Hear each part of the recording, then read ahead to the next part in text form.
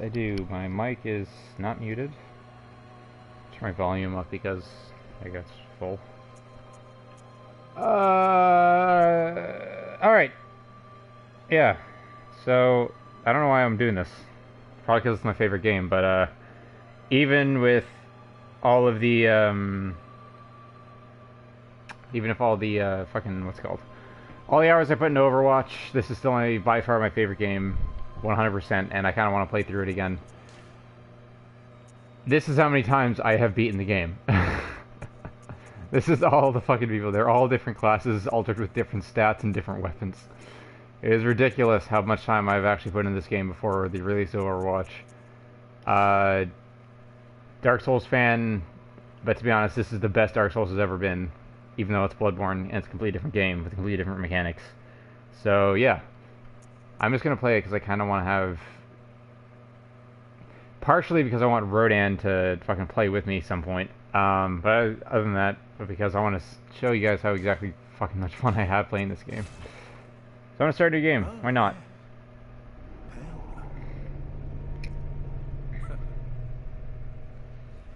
Well, you've come to the right place. Yharnam is the home of blood administration. You need only unravel its mystery. But where's an outsider like yourself to begin? Easy, with a bit of Yharnam blood of your own. But first, you'll need a contract. So if you notice, he's blind, or he has shit over his eyes, and the reason is because part of the story of the game is that the blood that he's actually talking about was so advanced and has such such powerful properties in terms of healing that they literally, the people of Yharnam got so blood drunk with it that they didn't need their vision sensing, or they already had enough. They already had enough sensory capabilities in their smell and their sight that they didn't need to see anymore. It's a big thing in the game, being blind. There you go, Rodan.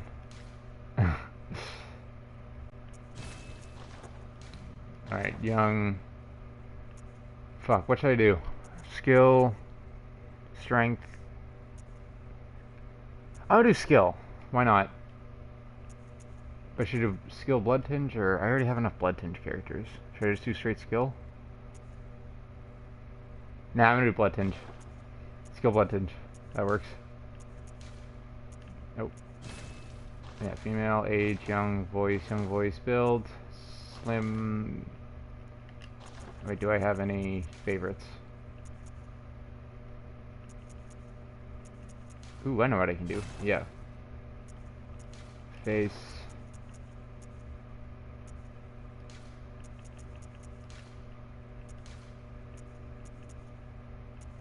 It's the closest.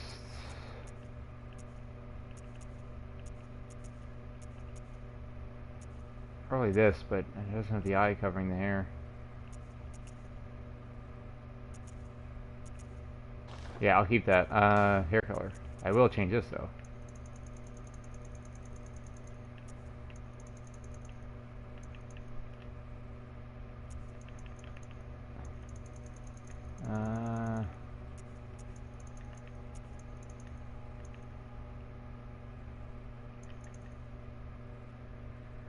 That's about the right color, right?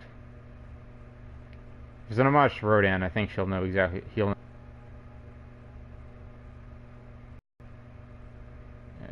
Fuck, I don't know what to do. Give me a second. That's good. That's about right. Oh fuck! God damn it.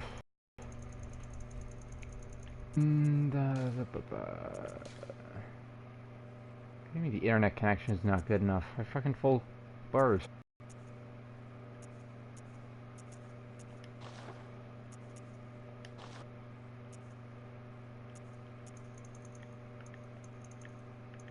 That's realistic, so I'm not gonna.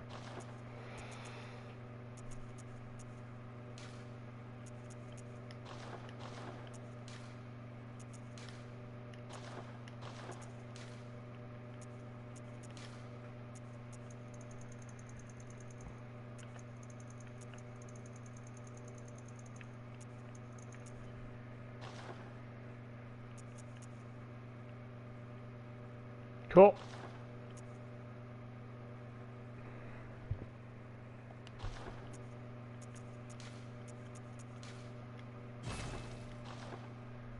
That's pretty close, I'd say. You'll know what I'm talking about.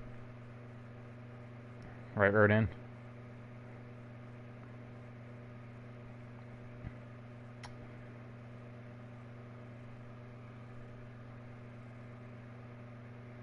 So a big part of this game is the difference between this and Dark Souls is that Dark Souls was very shield focused.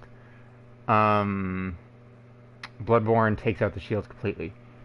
There's two shields. One's a wooden shield which does fuck all and is literally just there to tell people, hey, fuck you. Signed and sealed. Now, let's begin the transfusion. Oh, don't you worry. Whatever happens, you may think it all a mere bad dream.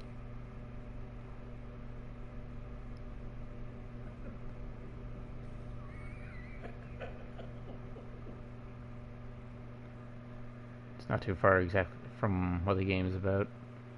There are dream dimensions in this game. They're just hard to understand. And the reason you respawn is that your real body is inside of a dream in the first place.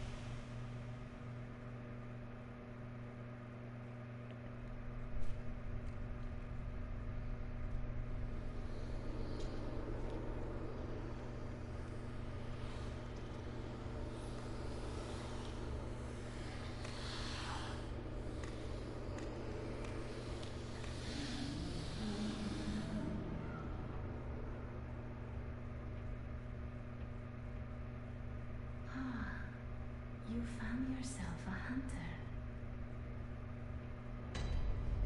To be honest, she has the best voice of any character I've ever heard. She's so soothing and motherly, even though, I mean, her whole thing is to protect you, right? Ooh, jeez, yeah, that's a good note. Her whole thing is just to protect you and care for you. So having that motherly of a voice is so sweet and charming that it kind of makes the whole game, to be honest. Let's see, Pale Blood to send hunt. Pale Blood is the technically main antagonist of this game, although obviously I'll never tell you explicitly. Which is a great one, aka, you know, giant fucking alien creature that has basically the city of Yharnam under its weird tentacled grasp. Alright, come fight me, bitch. Not like that.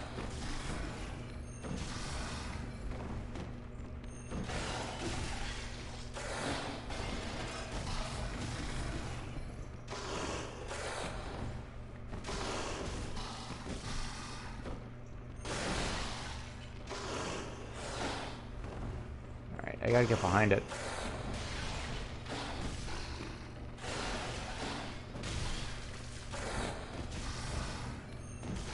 Fuck you, you're not killing me.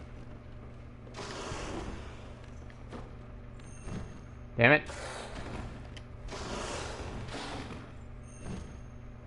Oh! Oh my god, I can't believe I got out of that. Damn it. You can get behind it and backstab it, but it's hard to time your charge. Whatever. It was either that or I killed him and made it out of there and whatever. But yeah, Pale Blood is basically a creature of one of the Great Ones, which is a race of alien creatures that have evolved beyond humans. And basically their power is not necessarily physical power, even though that's also true, but just their knowledge and their mental power is far beyond that of humans. Controls this place, the Hunter's Dream. and it coaxes Gehrman, an old man that runs the Dream that you'll see later, um, to send hunters like me out into the world to kill great ones, other great ones, different to me. Nope. Different. I mean, other great ones different to itself, so that it can be the only great one, and that's its entire mission.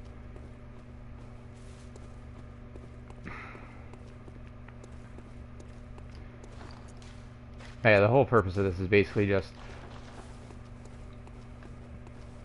it sends you out to do its bidding.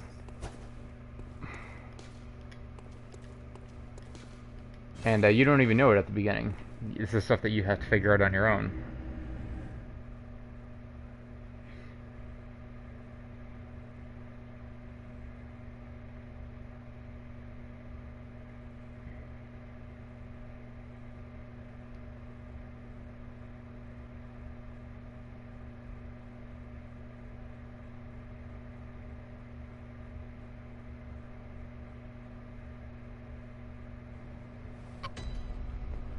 Alright, bitches. Alright, right, I died, so...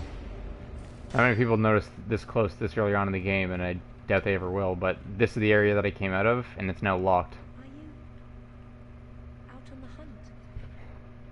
Then I'm very sorry, but I cannot open this door. I am Yosefka. The patients here in my clinic must not be exposed to infection. I know that you hunt for us, for our town, but I'm sorry. Please. This is all that I can do. Thank you, Yusefka. Go. And good hunting. Remember her voice. Also, I never realized she had gray hair. That's cool. Remember her voice. And remember who she is. She's a nice old lady that treats the patients at the clinic.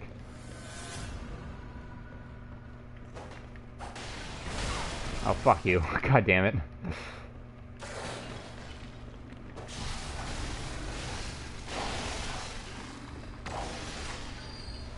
Bitch. God damn it. Or whatever. I'm still gotta get back in the swing of things, because I actually haven't played this game in a while. Because, you know, you can only beat the game and run through it so many times before it just becomes kind of null and void. That being said, I do remember, like, the back of my hand. Oh, shit, fuck you. Get out of the emote. Open the gate. There you go.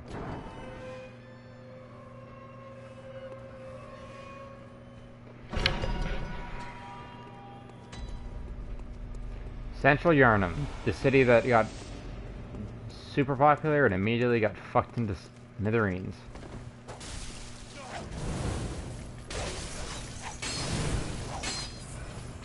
Really? I don't remember the change animation being that long.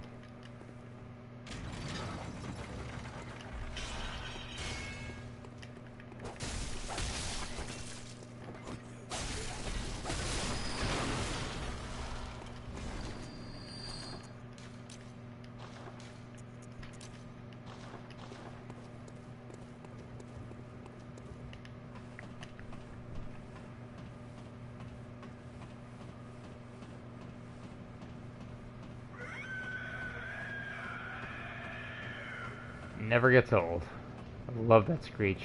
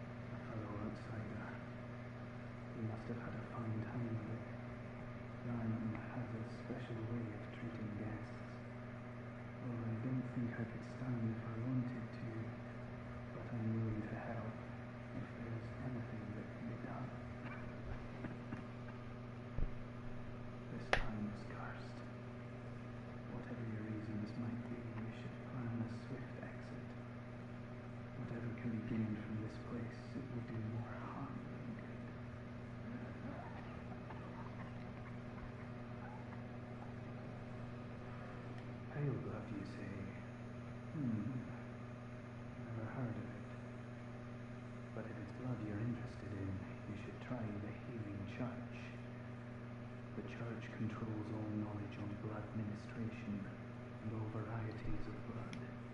Across the valley to the east of Yarnum lies the town of the Healing Church, known as the Cathedral Ward. And deep within the Cathedral Ward is the old Grand Cathedral, the birthplace of the Healing Church's special blood, or so they say. Yarnamites don't share much with outsiders. Normally they wouldn't let you near the place, but the hunt is on tonight. This might be your chance. That's Gilbert. Friendly dude who helps you out in your adventure at the beginning of the game. Gives you shit at some point. I don't remember when though, so... Oh my god, I gotta get used to the range. Alright. Anyway, so yes, what he said was that, although he doesn't know what pale blood is, because nobody does, except for me.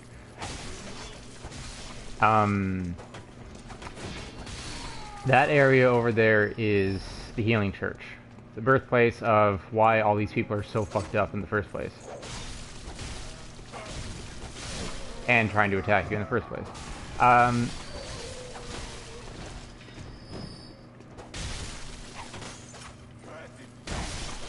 Nope. Basically the healing blood was something they found in the catacombs under Yarnum about 100 years ago, belonging to a special race of aliens known as, basically their only title is the Great Ones. Fuck me, damn it.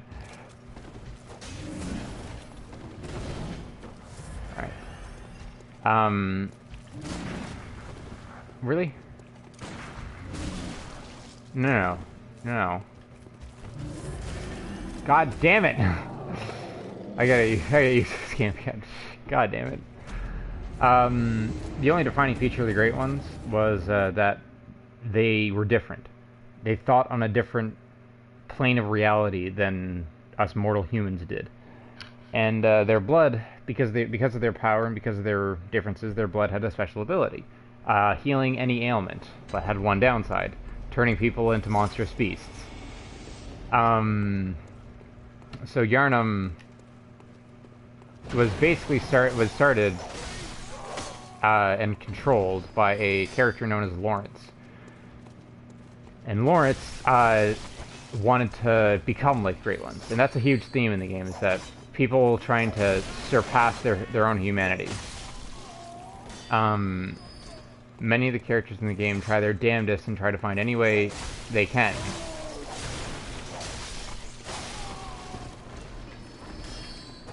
Try to find any way they can to become better, to rise above, to evolve the human evolution. And Lawrence believed that it was taking the blood, using it, infusing it, and using it to your own advantage, and to infusing it into humans, was the way to do that. So he favored physically altering the human form in order to benefit the evolution of humans. By infusing yourself with the blood of humans, blood of the Great Ones, you'd be able to transform into one of them. Think like them, act like them, everything like that. His original teacher, Willem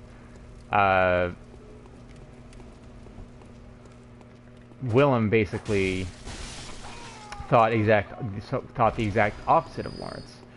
And he told Lawrence, the blood isn't the way to become greater. We have to increase our knowledge. We have to increase our insight, is what he called it. And by increasing your insight, and by what he called eyes on the inside, he believed that having eyes on the inside increased your knowledge and understanding of the world, and therefore you could increase your mental capacity. Oh shit, your mental capacity, and think like the Great Ones do. But Willem interpreted this almost literally, not almost, actually literally, and implanted eyes on the inside of and lined his brain with eyes. Actual physical eyes. And he ended up driving his entire school insane. as well as not necessarily evolving, but he didn't reach the point of absolute mental perfection that he was dreaming of. So Lawrence fell because of overindulgence in power, and Willem fell because of overindulgence in knowledge and wisdom. I know that sounds completely cryptic, because it is, but I'll come to understand it later on, once I start remembering different points in the game.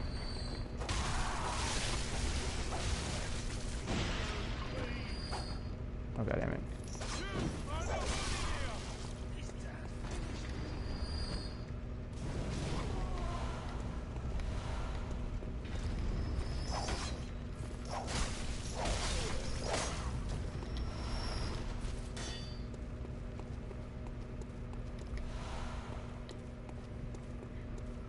I want to get those last few people.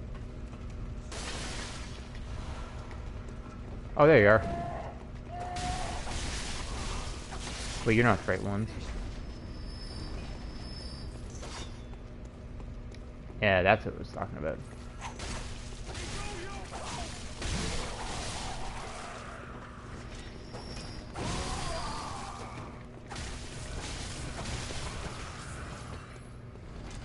How many of you left?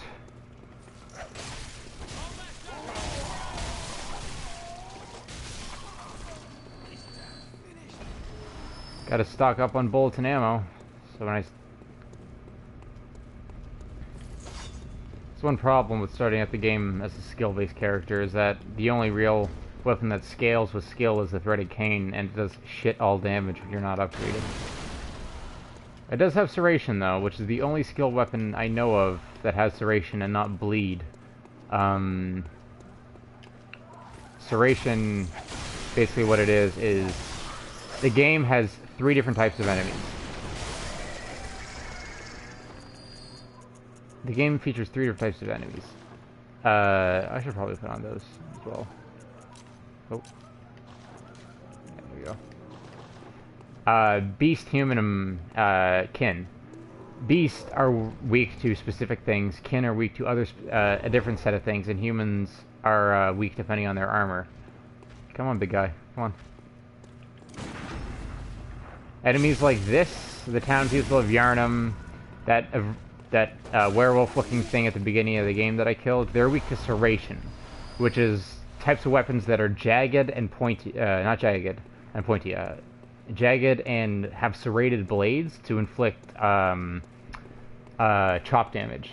And basically what that does is that means that, you know, they have specific weak points that only if you use serrated weapons you can attack faster. It's like basically using specific weapons to activate specific critical points. And the reason this is what it's known, this would be like a serrated blade. Kin are weak to slicing weapons, very thin and... Oh, how about you fuck off? And while beasts are weak to fire, kin are weak to electricity. So it's the distinctions like that. And the way you're able to tell the difference between kin and beast, they're weak to whatever armor, they're wearing, basically. There are nuances in the game that you just kind of figure out eventually.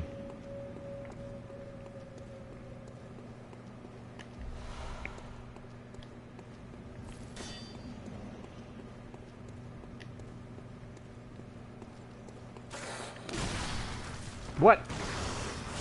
What?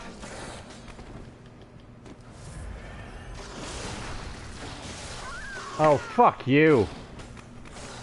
I hit you with a bullet literally at the last frame of your animation. How did you not get affected by that?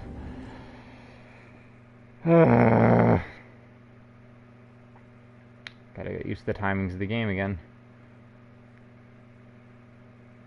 It's a fun game. Definitely. Honestly, in my opinion, it had the best version of PvP as well.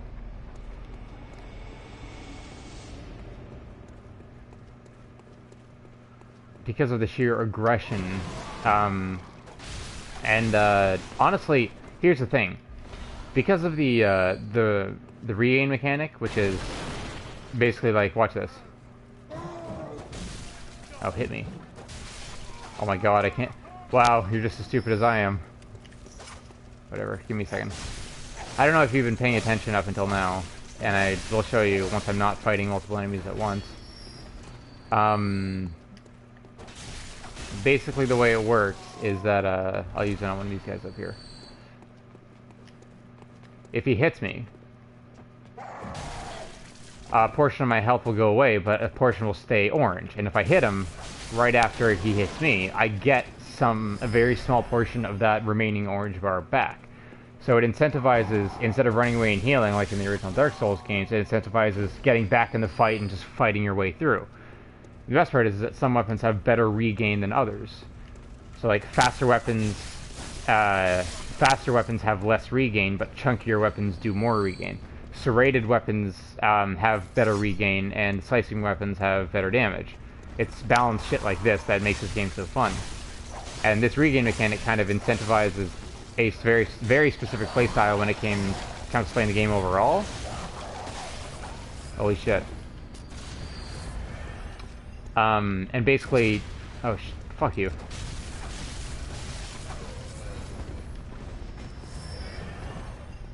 And in PvP, it incentivizes getting back in there and fighting people. And it's because of this that, what's it called? PvP never felt unfair.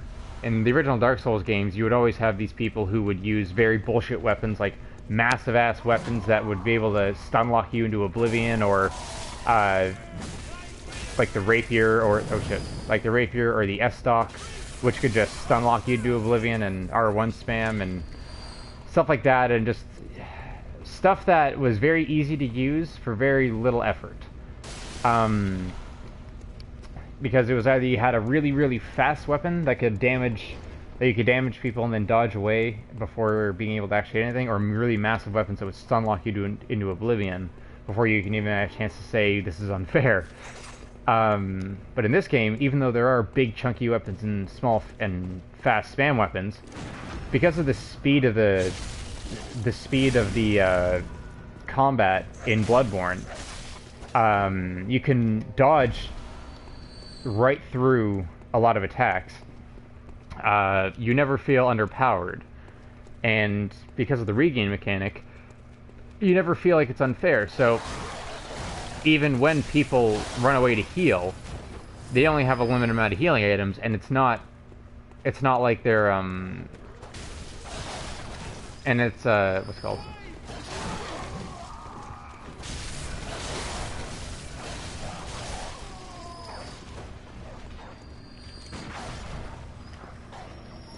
And it never feels like them running away to heal is like just fucked over your chances, because like even when they heal, the best part about this thing is that in Dark Souls you had the parry mechanic, which is you use a shield, and if you got the timing right, you could parry people in mid-attack.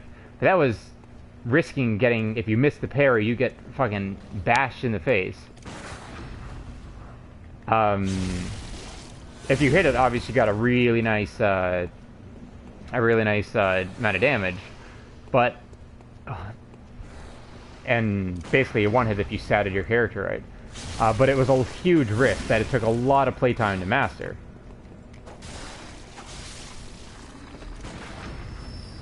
But in this, with the gun instead of a shield, parrying is now incentivized, and although a little bit easier to do than in Dark Souls. Come on, attack me. Oh, fuck you.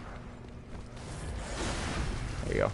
And a lot easier. Although it's a lot easier to do in Bloodborne, unless you have a really fucking OP ass build that can only work with very specific settings. Visceraling people, the parry attack animation that you've seen me doing, does not automatically count. Is not automatically an insta kill.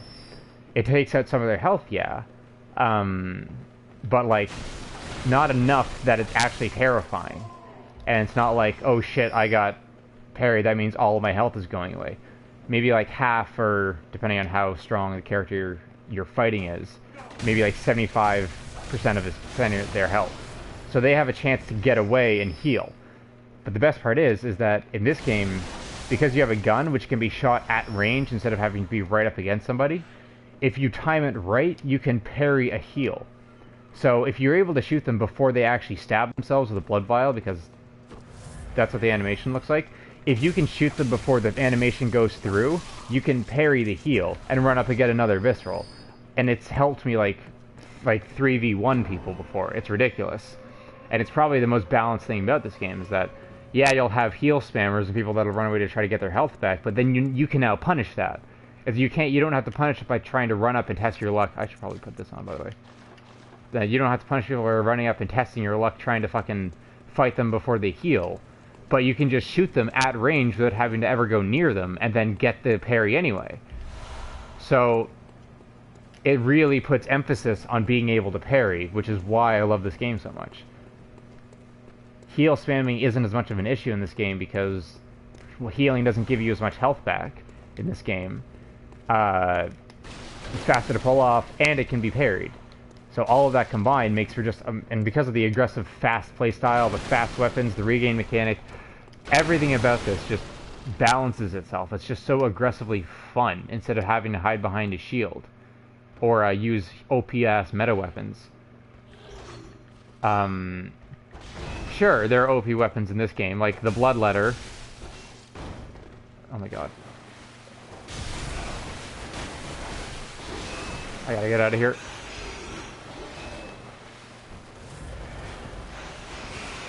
Nope.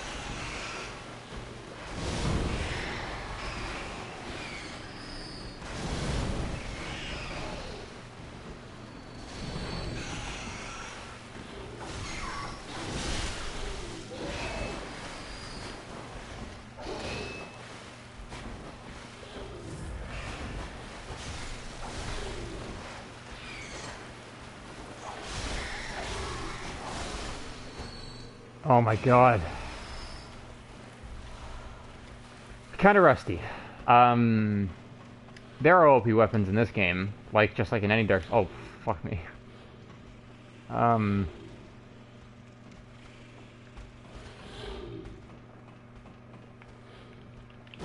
no. Attack, you goddamn idiot.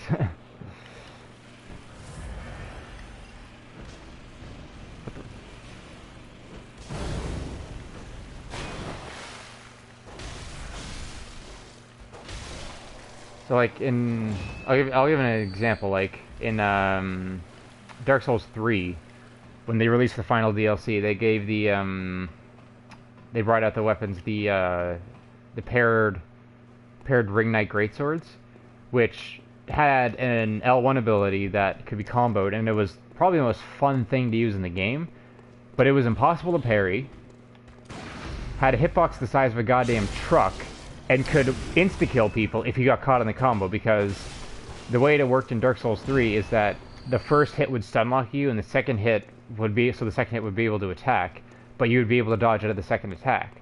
But because of the fact that you're carrying two swords at the same time, you could hit people 3 times in the span of a nanosecond. So it would be first hit, stunlock, second hit, you can dodge, but the third hit would come so quickly you won't give you the time to dodge.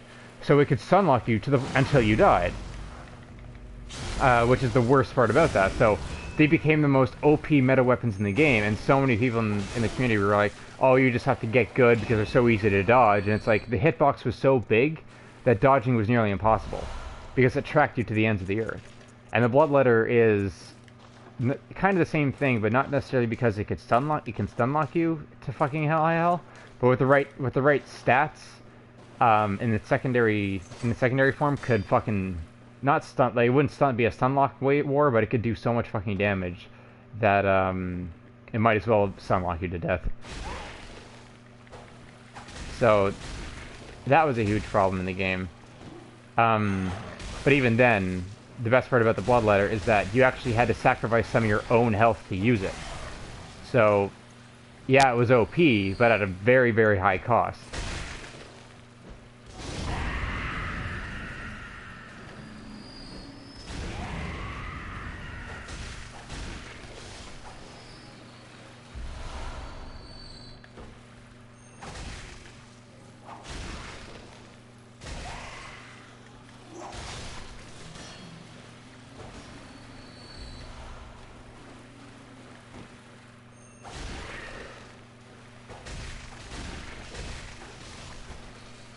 I'm working backwards, but I don't care.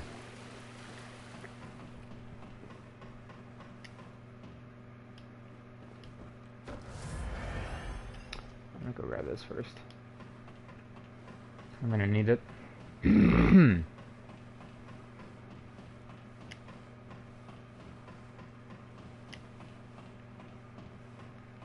Plus, overall, this game is just so beautiful.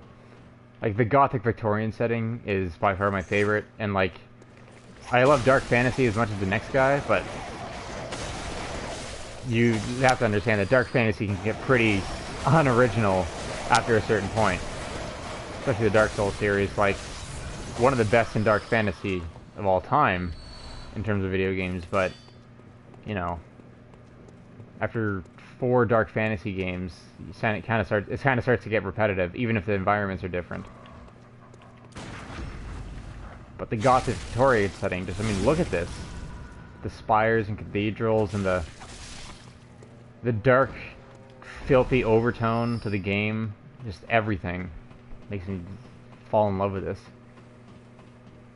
Plus, it takes inspiration from Ben Helsing, Jack the Ripper, fucking Dracula, Bram Stoker's Dracula, I should say. I mean, look at this shit. How is that not badass?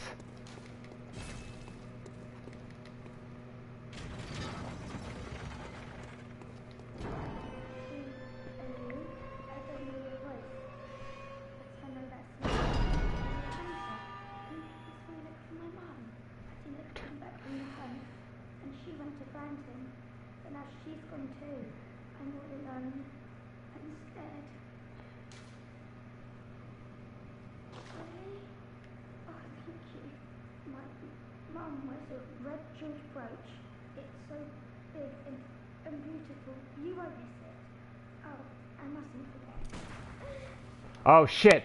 No! No, please! Okay, thank you.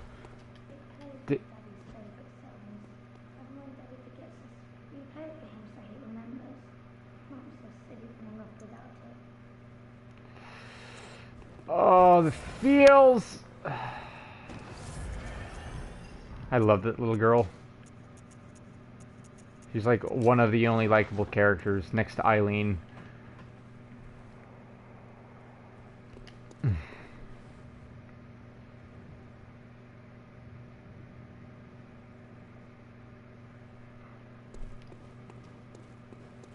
I'll show you who Eileen is.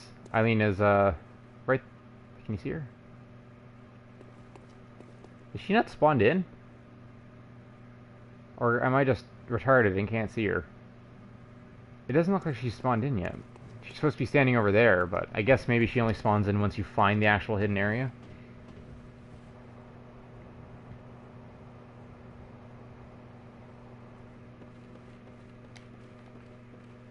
Welcome, Rodan. Welcome to my stream. I'm playing this because I know that you're not a big fan of it. But I want to just play through the game again after I've played through it like 9 times. What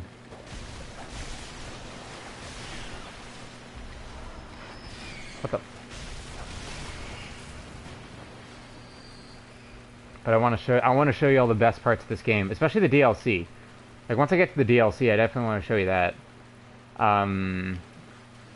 Which has by far not necessarily better level design, just better characters, better style, and if I swear to fuck if these guys shoot me off the goddamn ladder.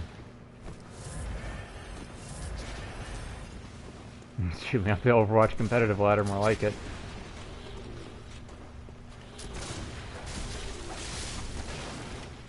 Get fucked, dickhead. I gotta kill you before the dude climbs up the ladder. There you go. Come at me.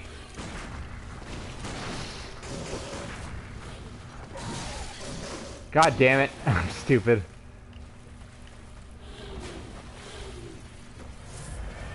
Jump off. I dare you.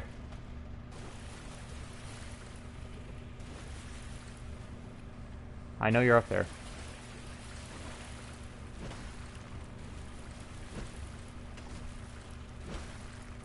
Stop throwing the pebbles at the ground, you dickhead.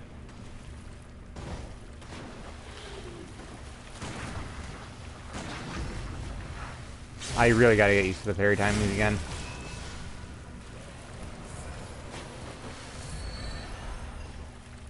That type of thing where it's like you gotta wait till the very last moment. The only enemies in the game that you can parry at any point during their attack swing are the church doctors, which are the giant dudes in coats that carry the big walking sticks and lanterns that have masks. And I don't know why they made it that way, but you can literally parry them at any point during their animation. They have like 3-second attack windups, and doesn't matter what point you shoot them at, they will get staggered if you shoot them.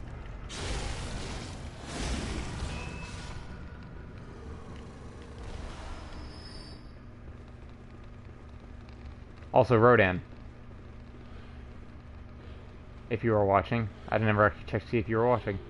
This is what I mean by sneak up and backstab people, because I know you every single time I asked you to do this when we played together that one time, you would always, always, always activate him. This is what I wanted you to do, because it insta kills him.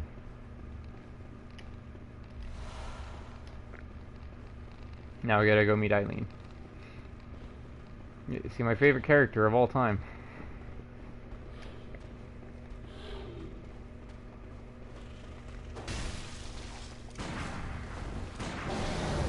Oh, I missed. The one downside to having a pistol is that there are moments like that where you can actually miss bullets. The blunderbuss is a shotgun that fires in a spread. It does like nothing for damage, especially when you don't have anything statted for it. Actually, I'm gonna go over this way for now.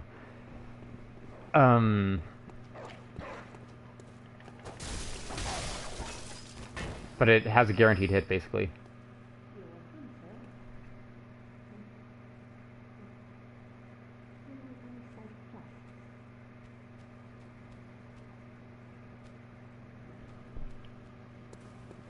No, I'm not talking to you. I hate that fucking old lady.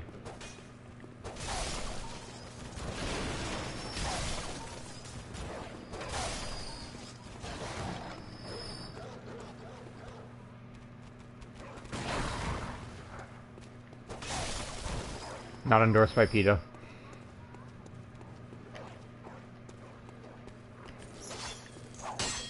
Oh shit. Yeah, that's another thing about the game, is that you have the weapon bounce. And because the weapons are so big and wide, especially a whip like this, will hit walls often. Another incentive for you to not hit walls is that weapon degradation actually works against you if you hit walls. Doesn't, not by a lot, but I think it's like twice. Depending on, like, there's a set amount that your weapon gets dropped by in terms of weapon degradation. If you hit an enemy, but it's like double that for hitting a wall.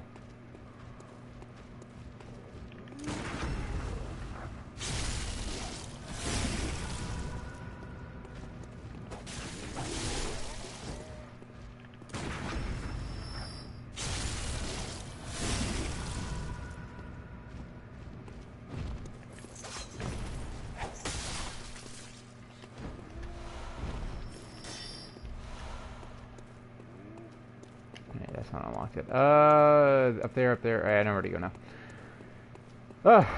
Alright. While there's no enemies, I'm gonna go to the bathroom. I'll be right back.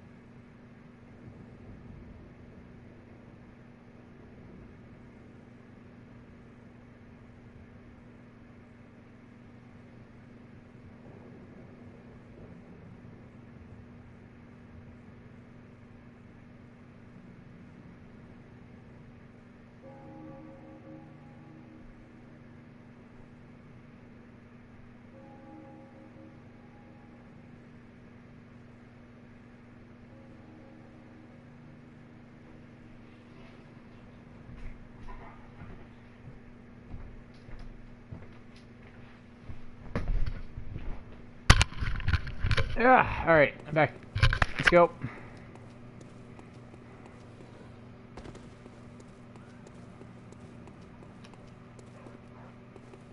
Has some of my favorite world design ever. I mean, look at the colors. That contrast right there of the orange skylight to the dark, decrepit building is probably just eye orgasms. All I'm saying, eye orgasms. Cool.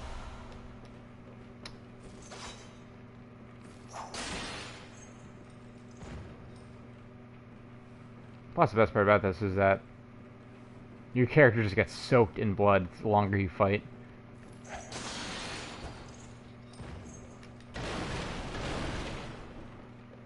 Has terrible jumping mechanics though. Double tap circle, like the original Demon's Souls. A hunter, are you? And an outsider? What a mess you've been caught up in. And tonight of all nights. Here, to welcome the new hunted. Prepare, there are no humans left. They're all flesh-hungry beasts now. Still lingering about. What's wrong? Our hunters were nerved by a few beasts. No matter. Without fear in our hearts, a little different from the beasts themselves. What are you still doing here? Enough trembling in your boots. A hunter must hunt. A hunter must hunt. My favorite character of all time, and her side mission is probably one of the funnest.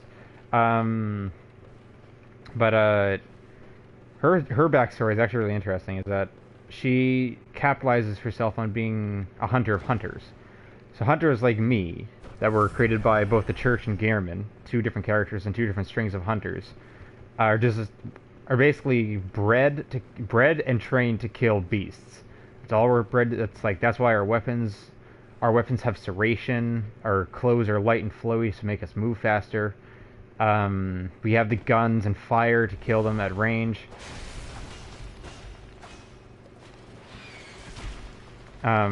Just everything about us is designed to kill beasts. Everything. I don't know what happened there. But the problem is that because of the lust for blood in this game, and just the overall obsession that the townsfolk have with blood, hunters, especially ones that go on a lot of different hunts, would eventually go kill crazy, and they'd stop hunting for the sake of exterminating beasts and start hunting for the sake of getting that sweet, sweet blood. It was literal blood-driven thirst. And because of that, they would go crazy. They wouldn't be able to act as normal humans, and they would just kill for the sake of killing. Eileen, however, seems to be the only character in the game that has the suspicious ability to actually mentally ward away the blood sickness. So it's like she has enough willpower to be able to fight humans and fight beasts without ever actually succumbing to the sickness. So because of this, she took it upon herself to actively hunt other hunters who have gone crazy. Making it one of the most important jobs, to be honest. So her entire side quest involves you helping her out with the... Oh shit, right, I missed some items. Her entire side quest involves you helping her out killing other hunters in the game, which she'll complain at you for. She'll be like, you didn't have to do that. I had this under control, but whatever, you helped me anyways. The reason you need to help her is because if you don't help her, she will die. And there's a reason for that. Because she's been hunting hunters for so long. I think they never explicitly mention her age, but she's in her late 60s, early 70s. She's an old woman, and she's been in the game for way too long. So you can only be badass for so long before your age starts to catch up with you. So she kind of has a pride thing about her, where she doesn't want to give up hunting hunters, and thinks that she's the only one that can do it. And because of that, she's really offset when you try to help her. But she's old, you know? She has to retire. I mean, she's lost count of how many hunters she's actually killed.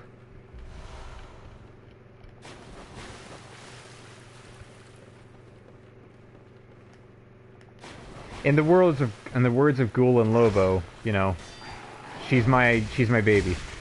She's too precious for this world.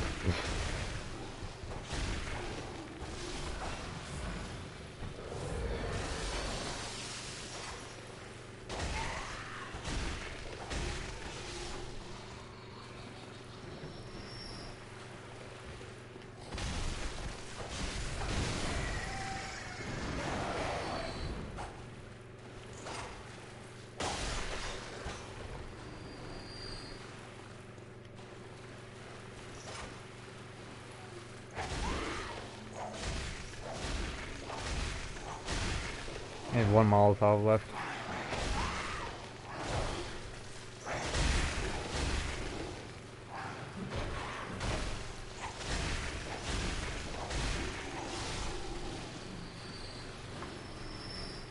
Oh, I killed all of them. What do you know?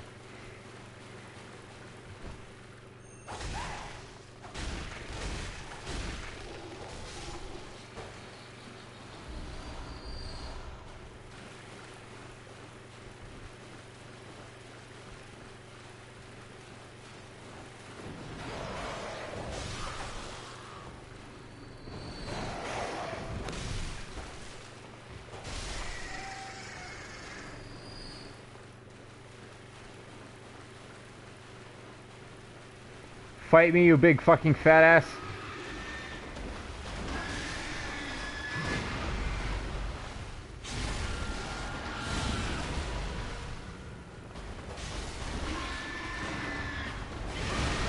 God damn it.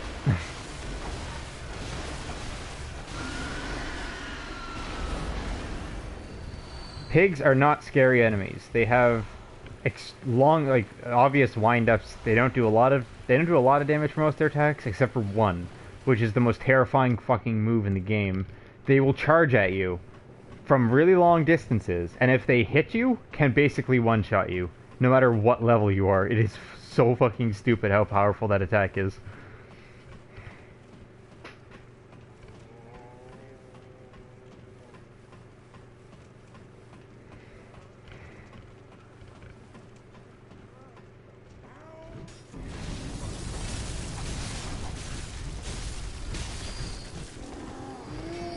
How about no?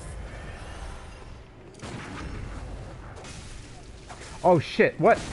It didn't register my attack. So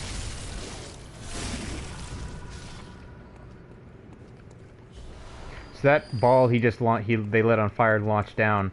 If you come up from that side of the bridge, there's 5 enemies on the bridge that all run at you at the same time. And if you fight them for long enough, that thing starts rolling. And it will kill all these enemies for you. It'll also kill you if you don't dodge it in time, but you know. The game, Bloodborne giveth, Bloodborne taketh away.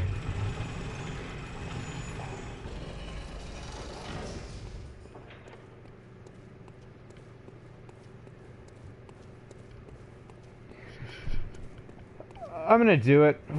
Fuck it, why not? I'm gonna go fight the first boss. I have every single part of the game open. Oh shit, wrong way. Up until this point, I have all the weapons I need. Speaking of which,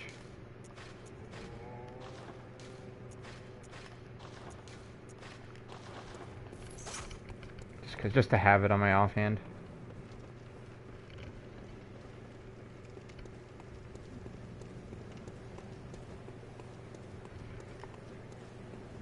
Right, I didn't kill you guys.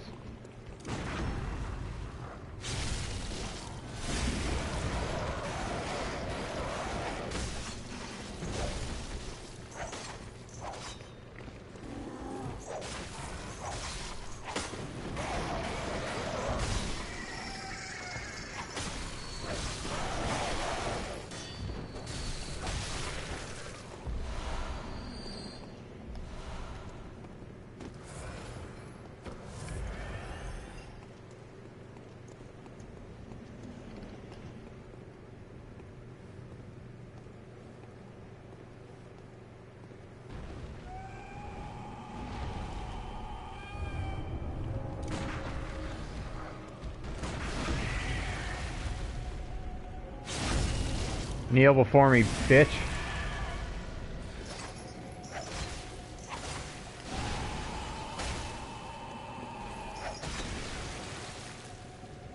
Not gonna lie, I didn't think that would hit me.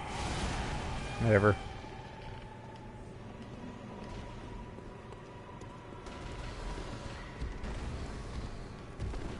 This is the boss that was designed to teach Bloodborne players who just joined the game how to play Bloodborne, and for Dark Souls veterans, how to play Bloodborne. Because, like, Dark Souls veterans going into this game were going to play Bloodborne like they played Dark Souls. Slow, careful, and, you know, methodical. Which is why they were so terrified when they jumped into the game and realized that there was no shield to be had. So they had to learn how to be aggressive, how to take, you know, how to take the boss for themselves.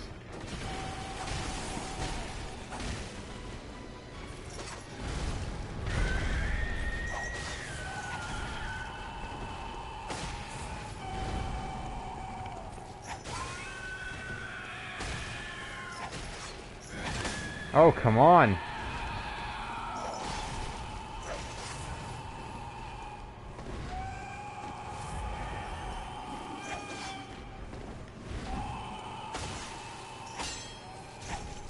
Ow.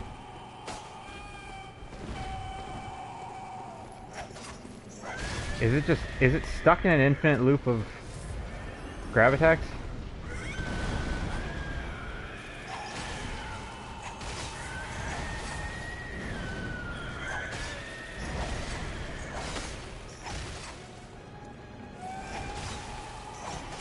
Yeah, this is the other problem I mentioned with the Threaded Cane, is that it does really crap damage, just in general. It's a good weapon, and once it's upgraded and you're scaled properly, it's pretty good hybrid weapon, but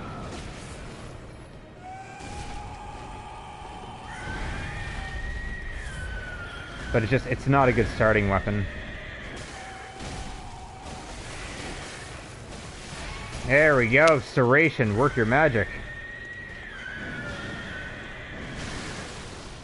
Do you see how he's bleeding from his leg? That's the Serration.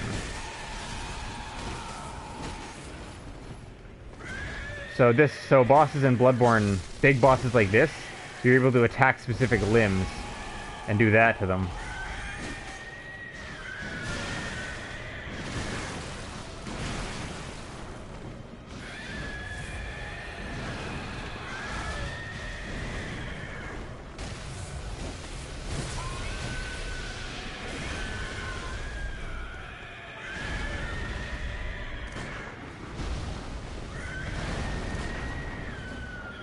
Come on.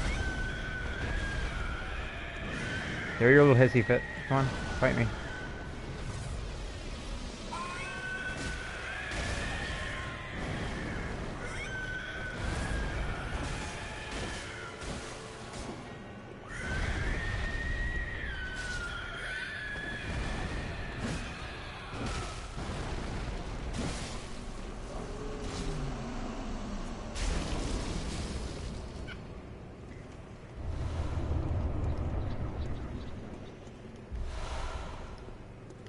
Cool.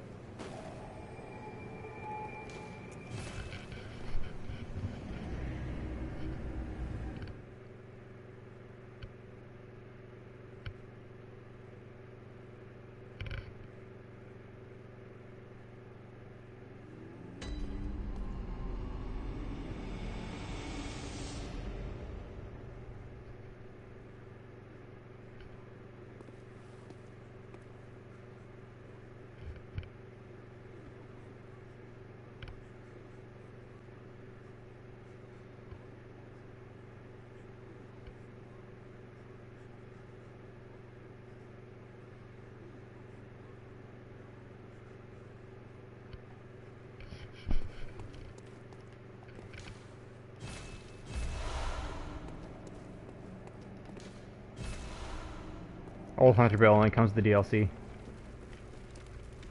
Everybody gets it, but, you know, it only came to the DLC. That's Scareman, by the way, the old wrinkly guy. He looks so sad. Anyway, he's the protector of the stream, and here's his dialogue.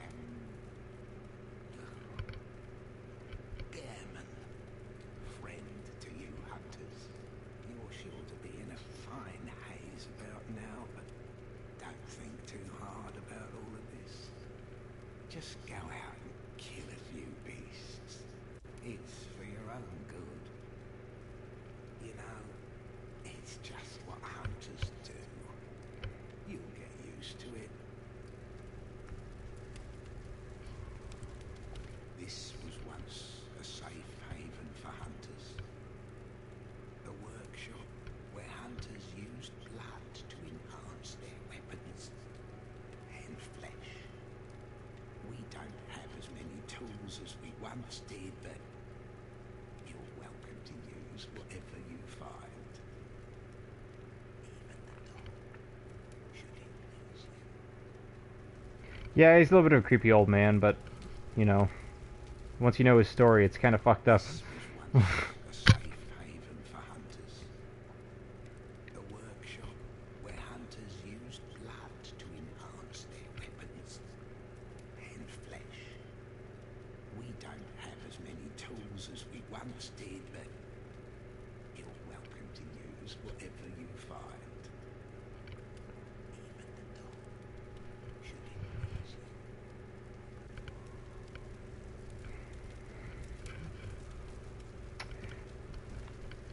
Yeah, so that's Garamond, Protector of the Dream, the very first hunter that ever existed, and he's basically the one that trained us all. This is the doll, by the way. I know she's alive, but that's in fact a doll. And remember that voice from the beginning of the game? Hello, good hunter. I am a doll, here in this dream to look after you. Honorable hunter, pursue the echoes of blood, and I will channel them into your strength. You will hunt beasts, and I will be here for you, to embolden your sickly spirit. Let's talk to her a bit more. Did you speak with Gammon? He was a hunter long, long ago, but now serves only to advise them. He is obscure, unseen in the dreaming world. Still, he stays here, in this dream. Such is his purpose. Ah, the little ones, inhabitants of the dream. They find hunters like yourself, worship and serve them. Speak words they do not. But still, aren't they sweet? Those little vagina face monsters that you saw at the beginning of the game. Very well. Oh shit, no, no, no, no. Gotta use these.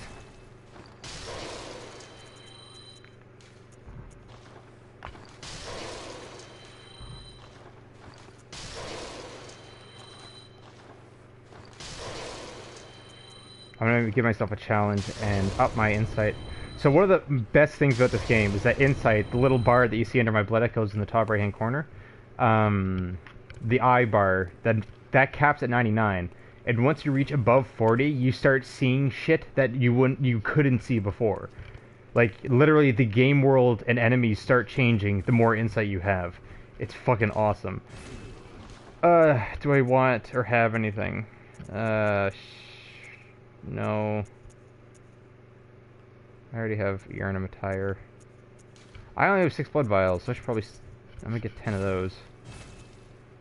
That should be it. The rest are gonna go into my points. Welcome. Very well. How many levels do I have? I have 10. 17. I'll do 15 blood tinge, strength. I'm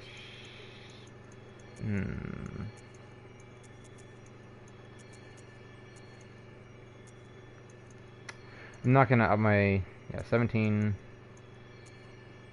10 strength. 10, yeah, I'll do that. Okay, cool. That gives me a fighting chance at least.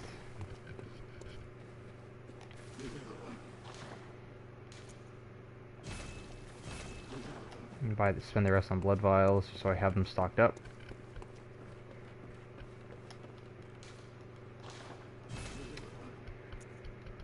Oh, do I want to fortify?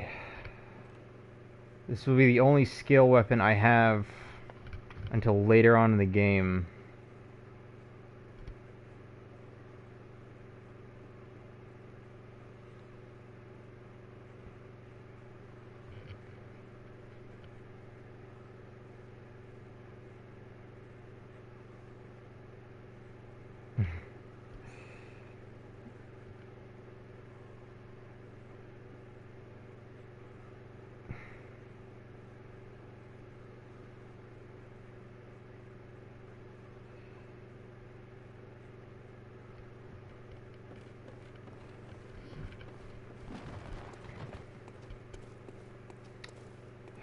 Fuck, what's my thing at? It's almost at half durability. Shit.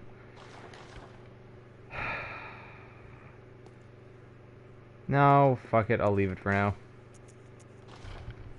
Time to go fight other monster bitch.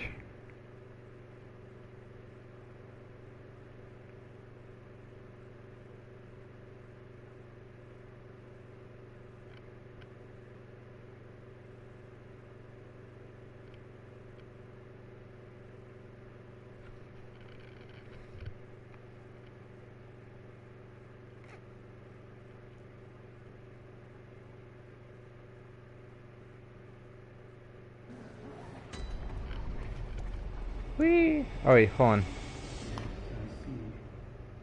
But the Great Bridge is the only way to the Cathedral Ward. And during the hunt, the bridge is closed. You could try the aqueduct. There's a rather, how shall I put it, colourful area south of the Great Bridge. From there, an aqueduct leads to the Cathedral Ward. Not a place you'd normally want to visit, but I don't imagine you have much of a choice, do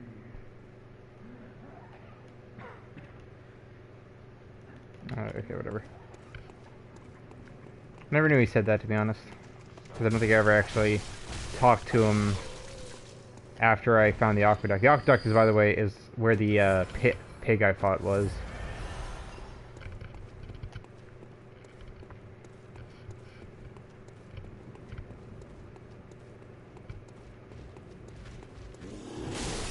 Ow! Not...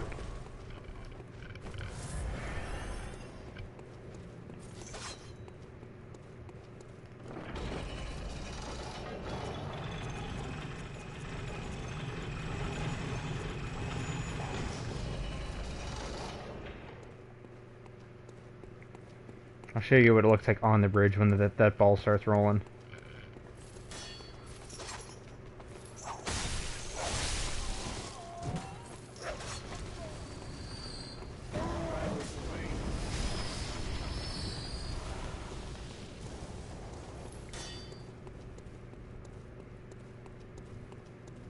Trust me, when I first played this game and saw that shit roll at me, I was beyond terrified. It was ridiculous. That dude's following me.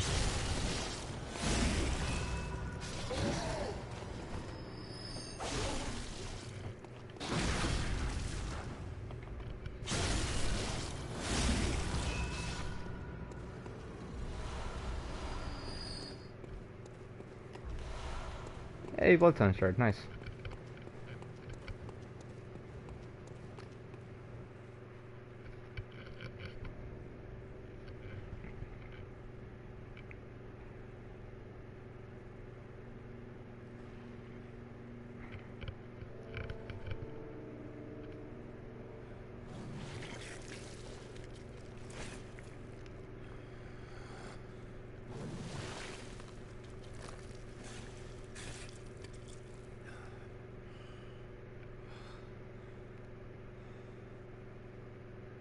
Beasts all over the shop.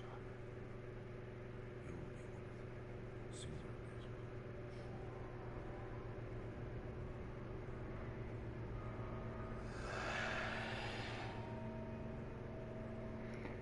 Father Gascoigne.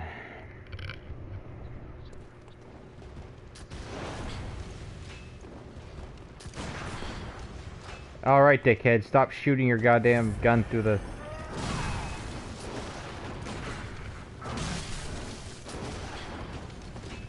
That's one thing I don't like about this boss.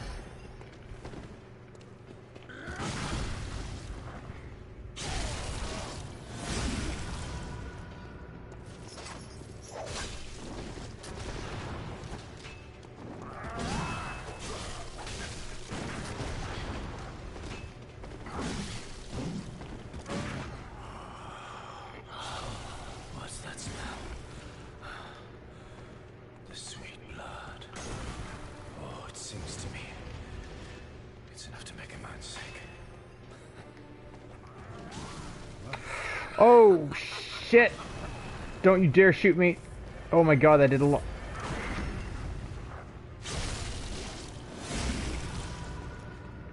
Change, goddammit. There it is. Remember the music box?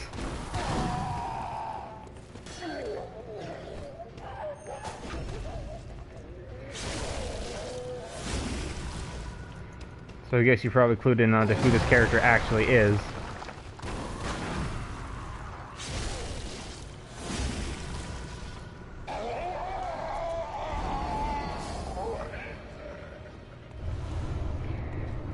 Father Gascoigne, otherwise known as the father of the little girl I spoke to. That really sweet girl that wanted to find her mommy and daddy. Well, they found daddy. If you play the music box for him, it'll stagger him in the middle of the fight, but it only works once, so you gotta wait till the beast mode to actually do some work with it. Mommy, however, you know, the woman with the red jeweled brooch.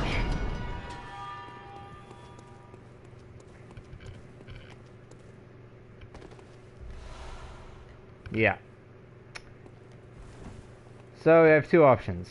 I can use the red jeweled brooch for myself and give myself a little item that'll help me fight better. Or give it back to her and let a little girl know that both her parents are killed. So yeah, there's that. Or how many times I played through this game, I fucking hate that mission. It is so sad.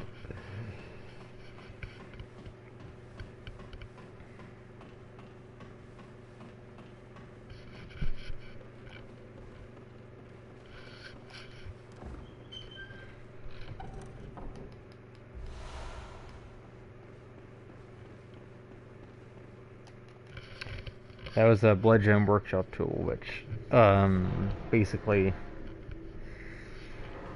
helps you put gems into your weapons.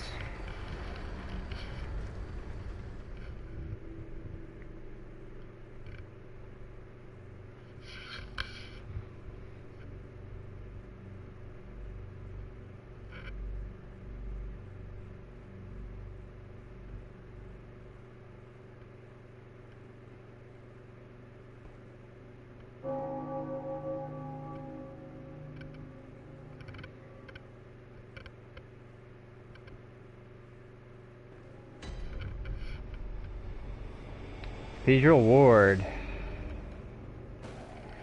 This character. The monk in the church. Oh, you must be a hunter. Very sorry. The incense must have masked your scent. Good, good. I've been waiting for one of your ilk. These hunts have everyone all locked up inside, waiting for it to end. It always does, always has, you know, since forever. But it won't end nicely, not this time. Even some folks hiding inside are going back. Screams of women folk, the stench of blood, the snarls of beasts. None of them's too uncommon now. Yarnum's done for, I tell ya.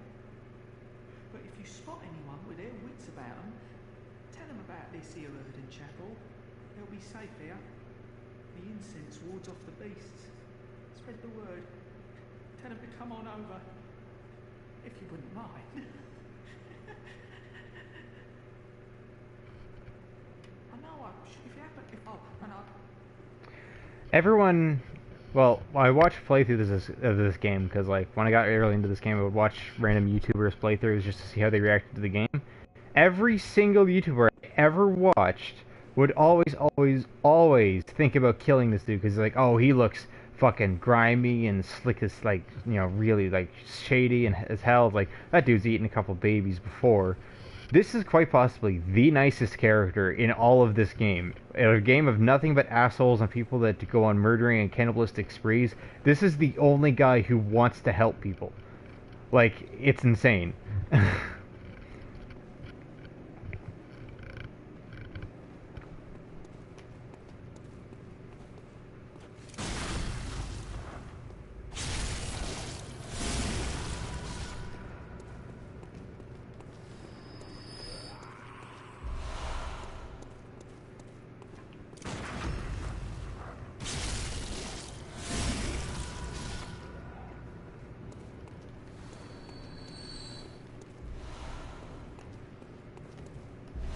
Want to see something cool?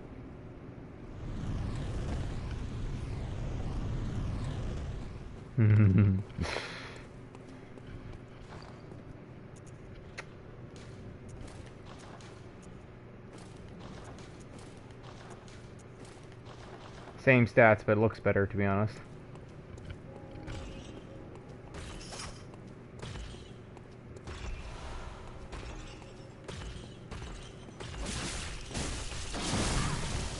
Whoa! You don't really pull that attack out often.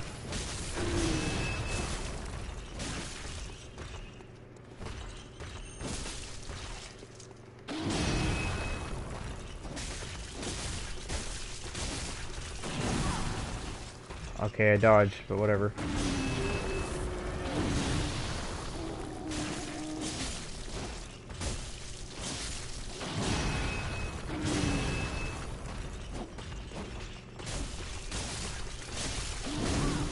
What the?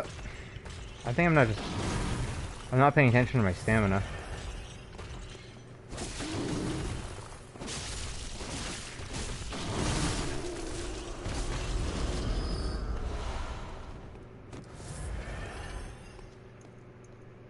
I still only have one Molotov. Shit.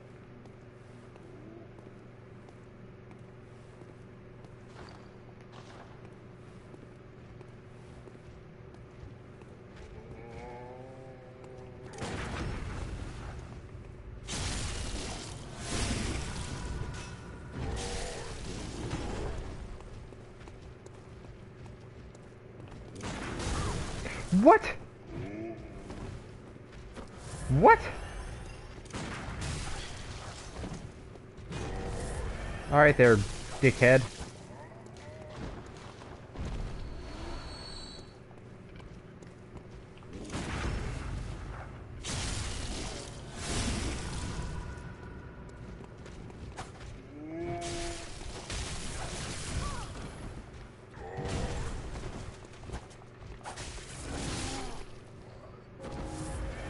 That was a little bit risky, I'm not gonna lie.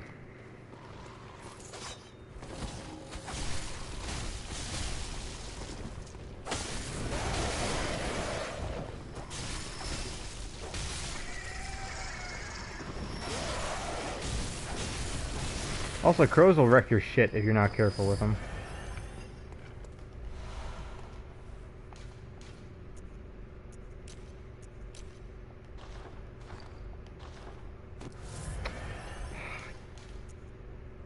Nope. Shit, what do I want? I want this there. That there. That there. Good enough.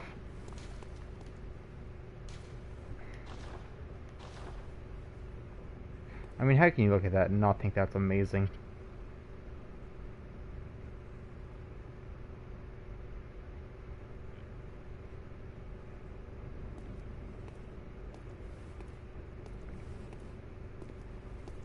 Down there is where we're headed next, the old cathedral.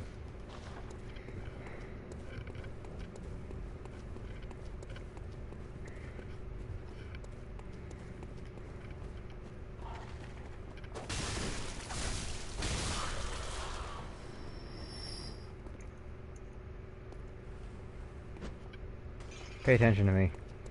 I want you to fight me over here. Man, you guys are just aggressive this playthrough. Normally you just lumber over to me. Like that. Hey, fuckface. Get over here.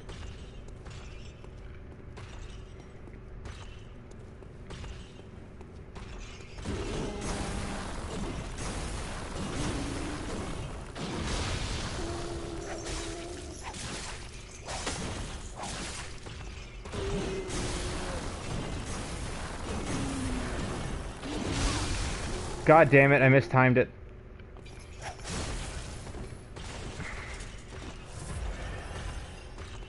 Do the move.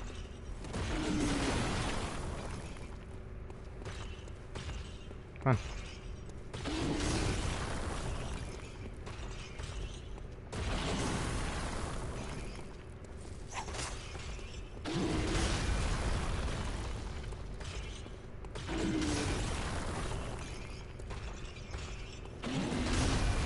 Stop doing that one.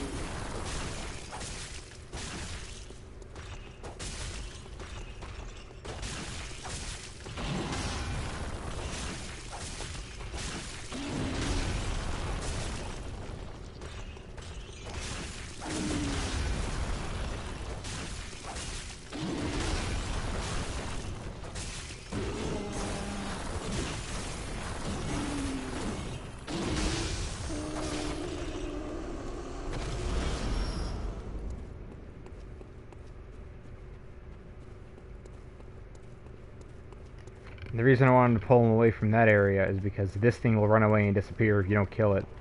The crystal lizards in Dark Souls are the scurrying beasts in Bloodborne.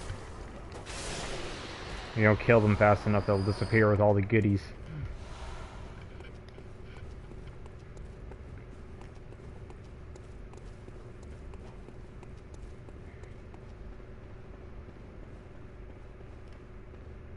So this place right here, I tried my damnedest to figure out how to open this door, because it says it's locked, it's closed. And normally when that happens, normally there's like a key, or sometimes there's like a device, something like that, but it'll normally tell you. But that just says close. And I always try my damnedest to find out where the hell it led to, and I did. It led to the Great Bridge, right down there, where you fought the Cleric Beast. And there is a door down there on that bridge, and I thought, why not let me open that door so I have a shortcut in the game? And despite the fact that it does lead there, the world actually connects that way, you can't actually open the door. Because like Gilbert said at the beginning of the game, they lock this place off from the outsiders on the Nights of the Hunt for a very good reason. So it's just lore reasons why you can't open that door, which I think is pretty nice. Not everything in the game has to go to gameplay, as long as you get the basics down.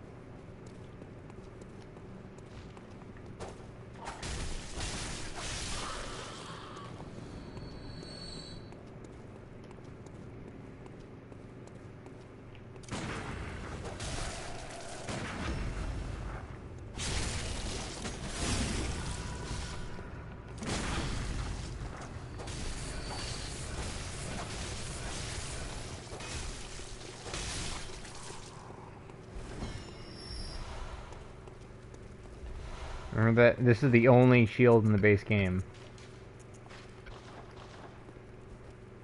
It works and it's a shield, but it's literally the worst thing that you could ever use.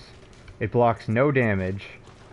It staggers you really easily, because it's basically the game's way of saying, yeah, if you use a shield, you're a casual.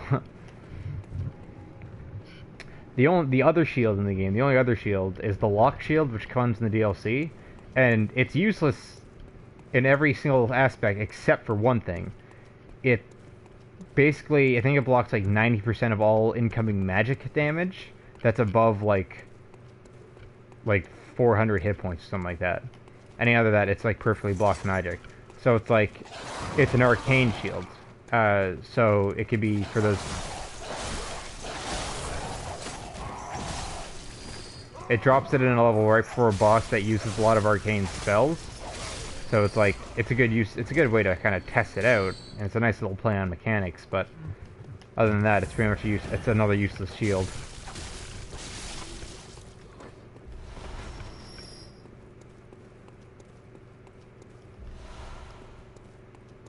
There we go, more Molotovs.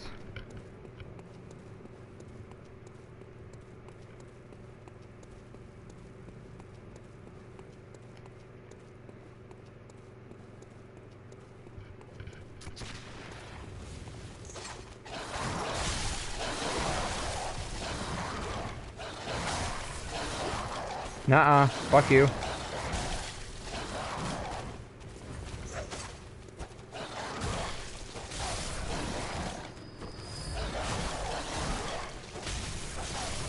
I fucking hate dogs with a passion. I have killed the hardest fucking bosses in this game this game has to offer. Soloed enemies that should not be able to be soloed. And those fucking dogs will kill me every single time I try to fight them without every single time I underestimate them. Like, oh, I can kill you pretty easily. I have this weapon. And it's like, no, they will fuck your shit up. They do a crap ton of damage, faster than you can dodge or attack. And then by the time you actually get to attack, they run away. It's like, it's ridiculous how stupidly fucking OP those dogs are.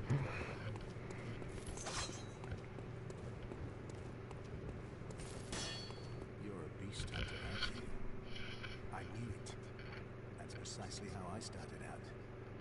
Oh, beg pardon.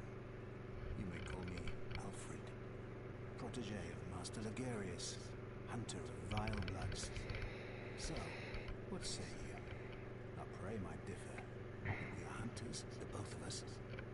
Why not cooperate and discuss the things we've learned? Oh, very good. Very good indeed. Take this to celebrate our acquaintance.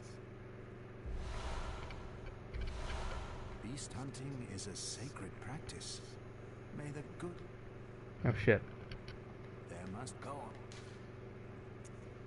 As you know, the Healing Church is the fountainhead of blood healing. Well, I'm a simple hunter, quite unfamiliar with the ins and outs of the institution.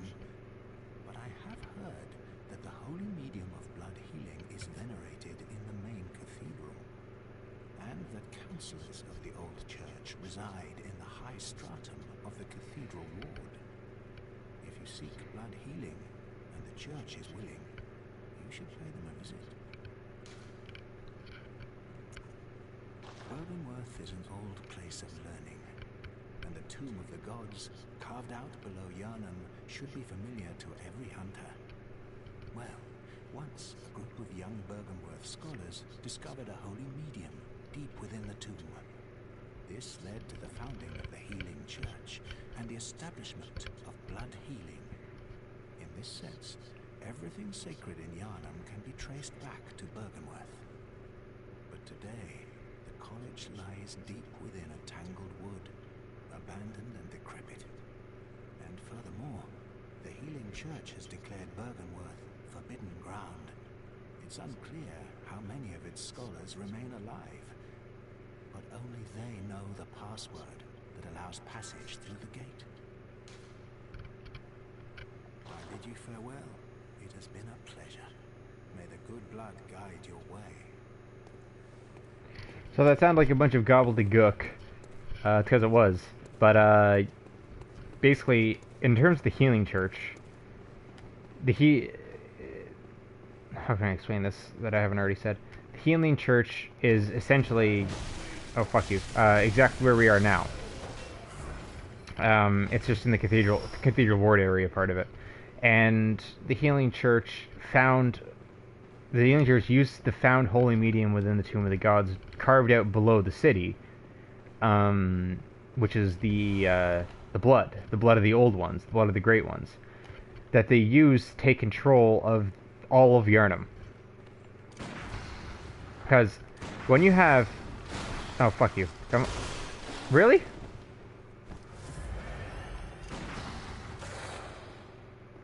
Hold on.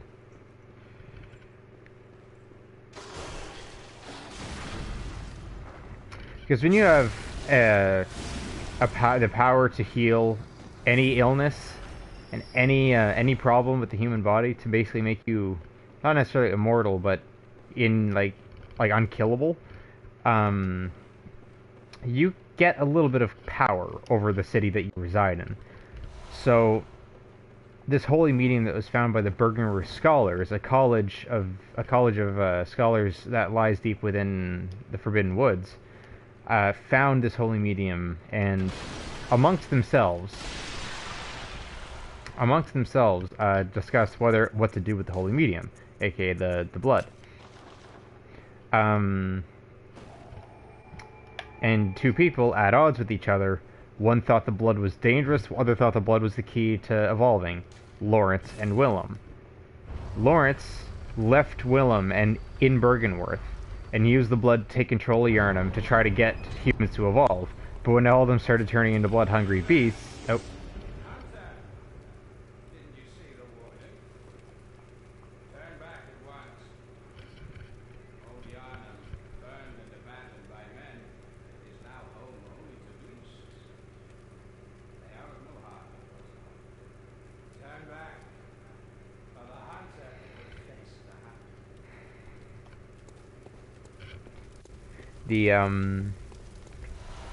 When he started noticing that people everywhere started dropping like flies because of the blood, he created the hunters.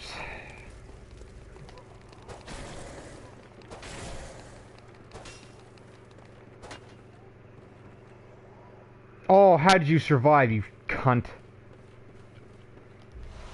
I'm gonna die if I jump down there. Hopefully he'll stay alive while he's down there.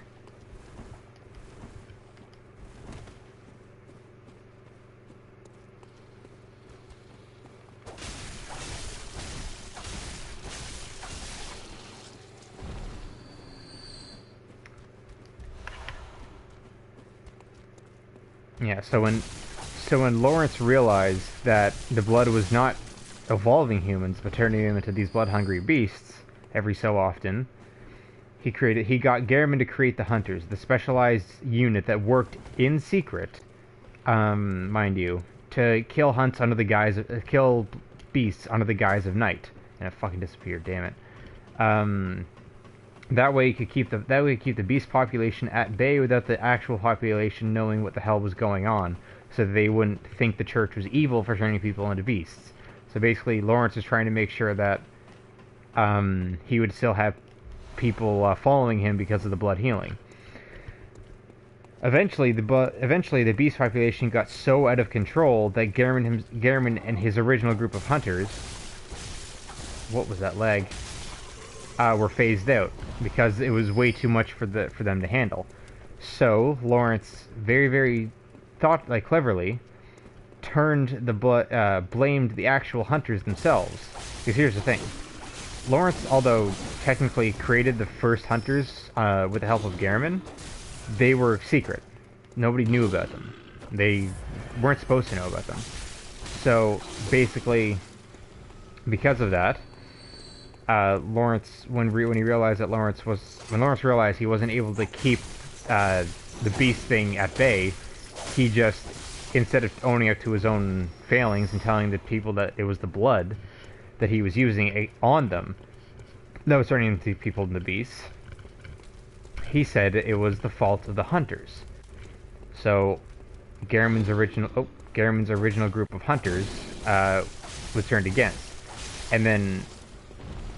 So because of that, Lawrence couldn't give up the power that the hunters had. The hunters were their only line of defense against the beast population. So what Lawrence did was he created a second group of hunters that worked directly with the church. So that way the population would have somebody to blame, but he would still have hunters to fight beasts for him. And the church hunters are the ones that ended up going the craziest. You are a skilled hunter. A captain.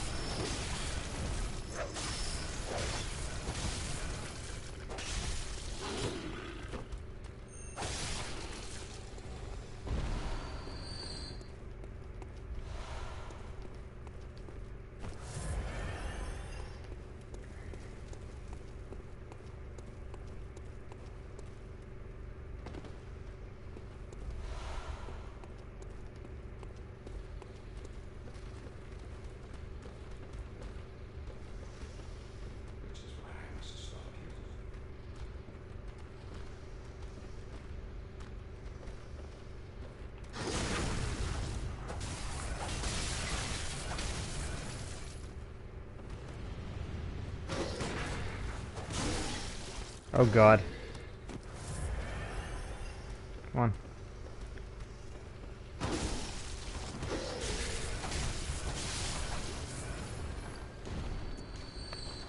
Forgot about that.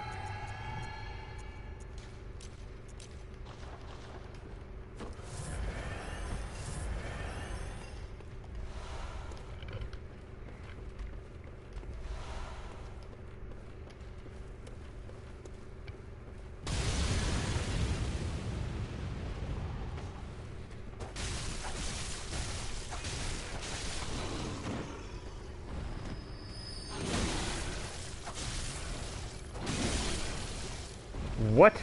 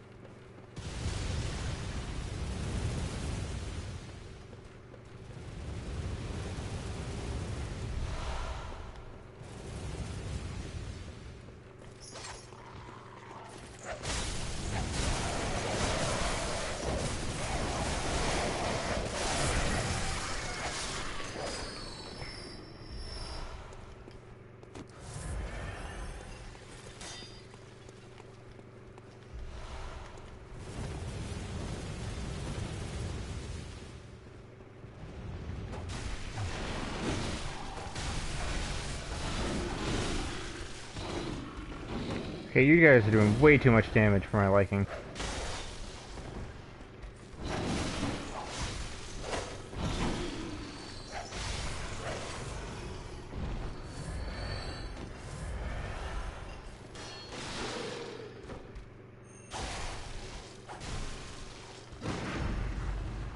Why do I keep fucking doing that? God damn it. I'm dodging out of his goddamn range. I stagger him and then like, nah, I'm not gonna take the free damage.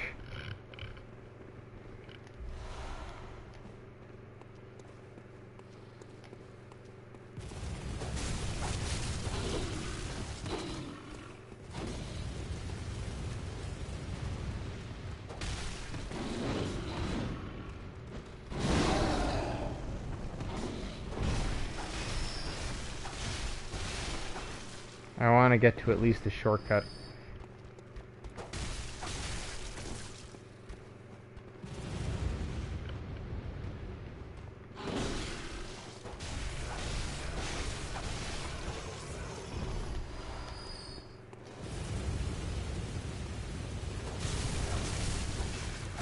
I was gonna say, like, you can't reach me down here.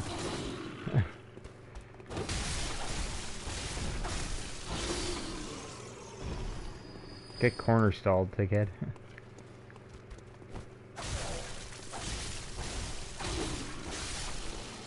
Can I kill Jura up there? That is the question.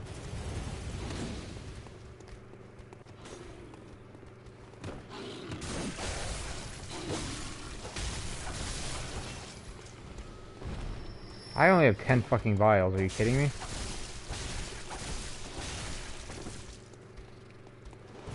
I really am rusty.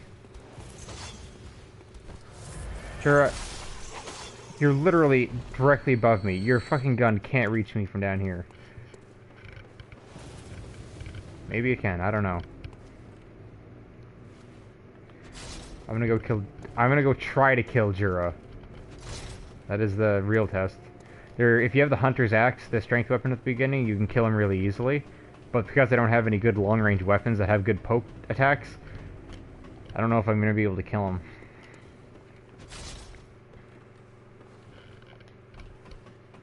Let's hope to God I can.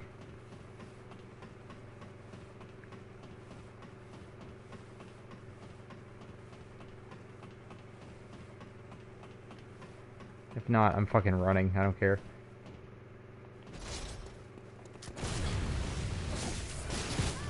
Fuck you! Oh god, fuck you! Really? How did he not fall after the first two hits?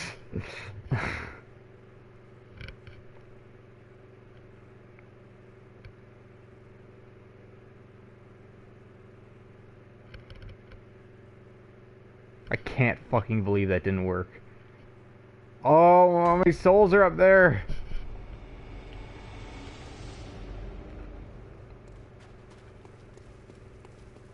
Alright, I'm just gonna book it. Grab my souls back.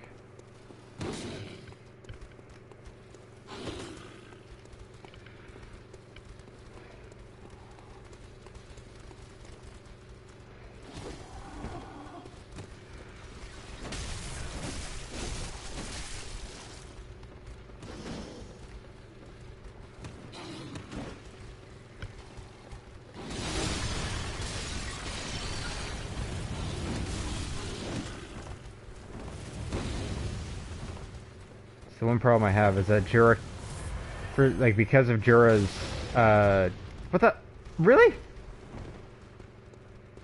Because of Jura's passivity, he can't kill, or won't kill beasts. So despite the fact the gun's bullets are clearly going through the beasts, they still won't hit them. And you can't reach me, and there he gets. That being said, you can climb the tower.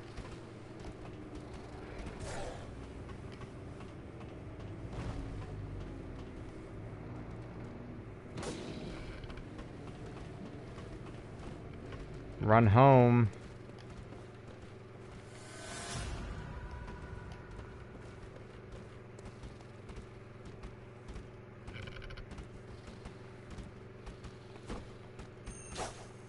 Oh my god, really?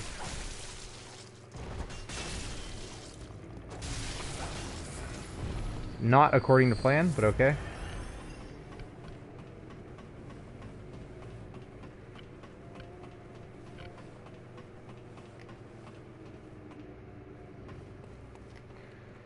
This is the only weapon I can use that I'll actually have any chance of knocking him back. I have to dodge through the first shot, if he takes the first shot. Problem is the running attack on the spear is like a slice. Maybe not. Nope, fall off the edge, fall off the edge. God damn it! I can get him to... I fucking hate him. He spams his goddamn shotgun and secondary weapon at all the time. He is the worst fucking character to fight against. Because he spends more time shooting you than he does actually trying to attack. And he does fuck tons of damage as well.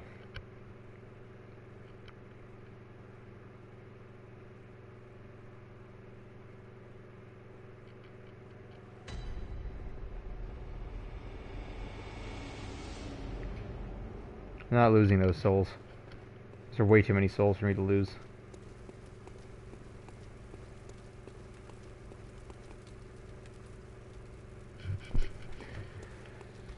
Okay.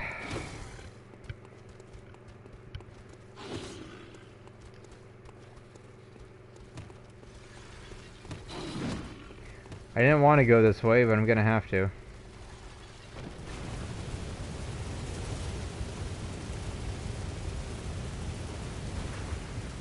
That's why. There's another hunter down here that I need to fight, but the only way I can kill him is if Jura isn't up there fucking spamming his gun in the middle of the battleground. That being said, hunters in this game are by far the... I can hear somebody walking. Hunters in this game are the best fights you'll ever have. Like, it's not the giant blown-ass beast, like, not giant beasts or medium-sized fast-moving beasts or even the alien bosses. It's other hunters. That's where the fucking shit's at. God fucking damn it! That's like 20,000 souls I just lost.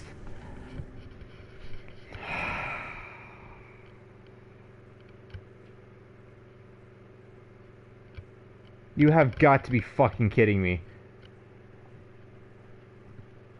That's like... Oh.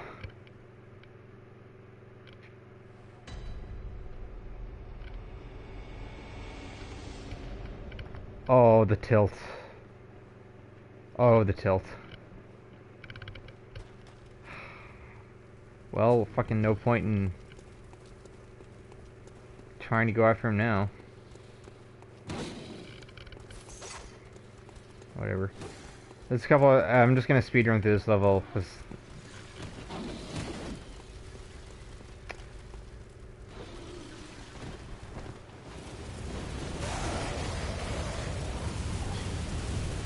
All right, bird, move the fuck out of the way.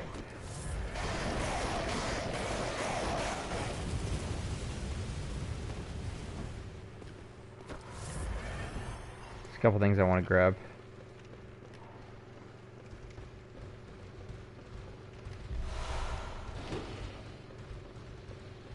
Not even gonna worry about you guys.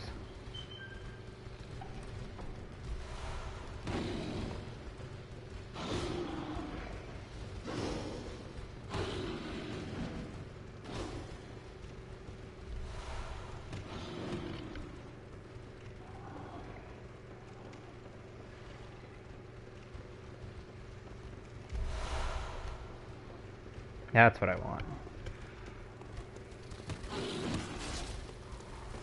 Yeah, you're not fucking fighting me.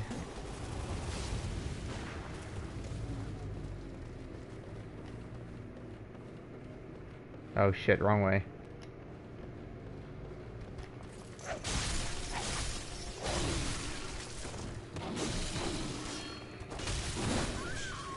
What?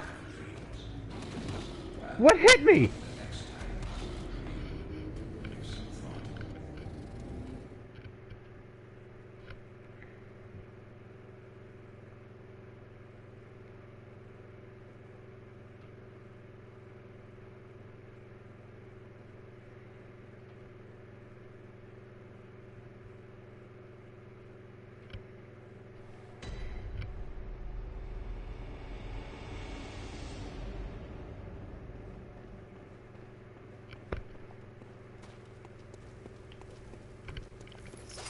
Oh wait, hold on.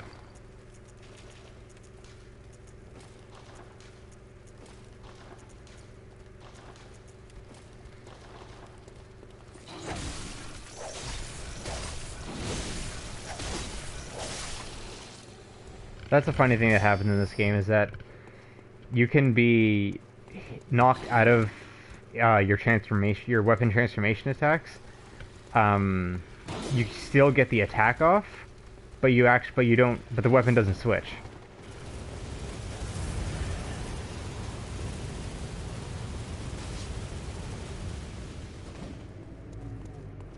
Not even gonna worry about those guys. That being said, I keep going the wrong way. There's a little trick. Learn from this. If you're gonna learn anything, not the constant dying, but there's a room full of beasts down here. And when I say full of beasts, I mean like full of beasts. But you can kill most of them with this little trick right here. See this little stick?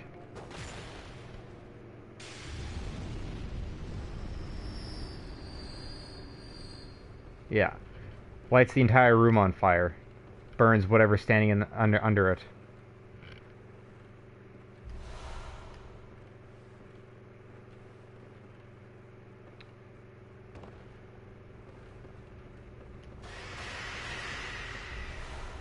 See what I mean? There's so many beasts down here. I'm gonna jump over this side though. Normally I go all the way down, but there's some stuff I gotta get. What's up?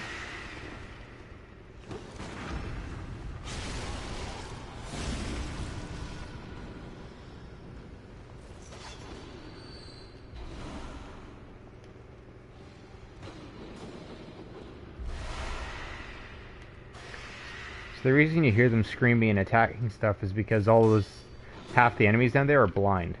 So they just attack off of vague instinct, and they don't actually know what they're attacking.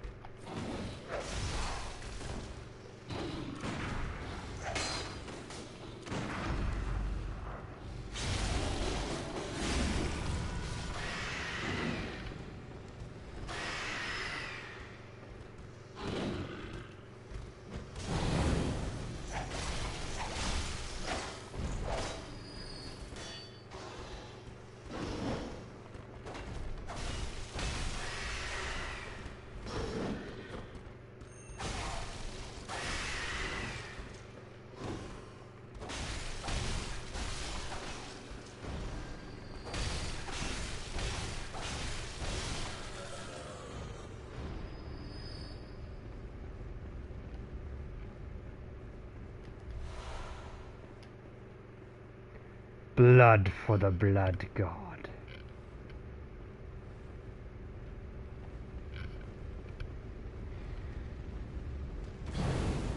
Or I could just walk into the fire. Nice.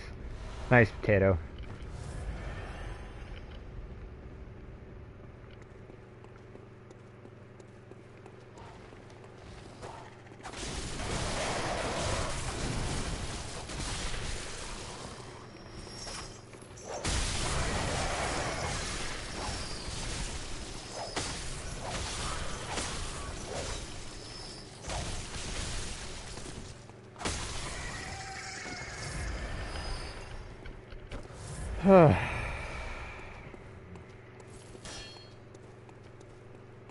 This is Old Yarnum, by the way.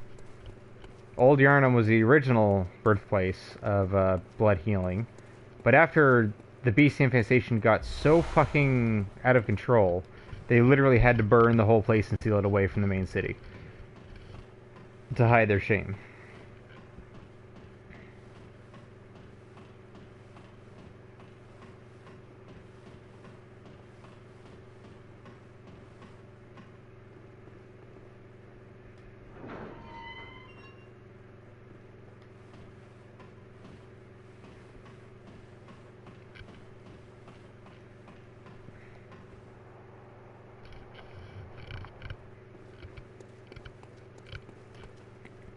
I just want to get the shortcuts and the shit open.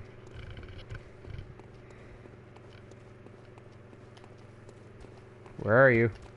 Hey, not you! There you are. Found you. You don't dare fucking disappear.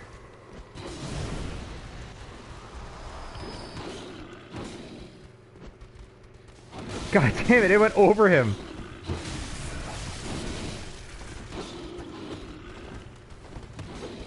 Alright. Saw spear time.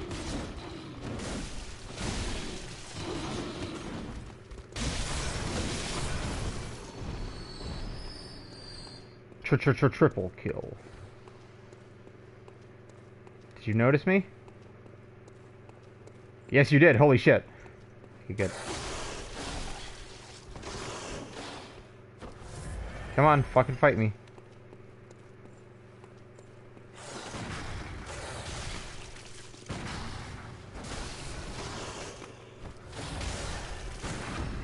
These guys have semi-predictable patterns. Like, depending on which move they actually attack me with, I'll be able to figure out what their next move is. Which is why I tank hits instead of trying to dodge them. Because, like, if you take a hit and then do this, you get all your health back. Which is a good way to... Which is kind of the way I play the game. How are you not dead? Whatever. I'm gonna check what that comment was.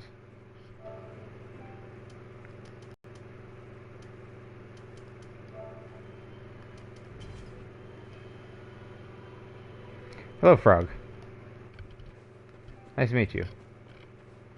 If you're a person I already know, then I don't know what that alias is, but if you are new, then hello.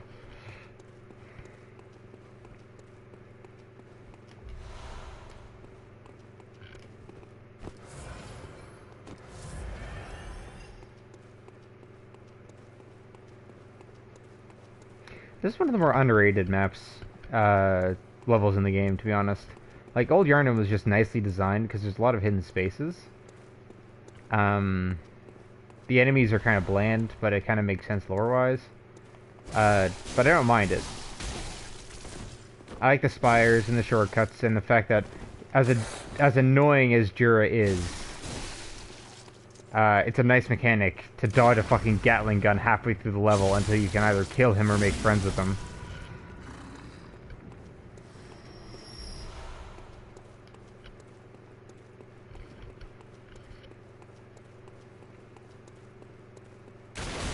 Oh fuck, I forgot about you. Holy shit, that terrified me.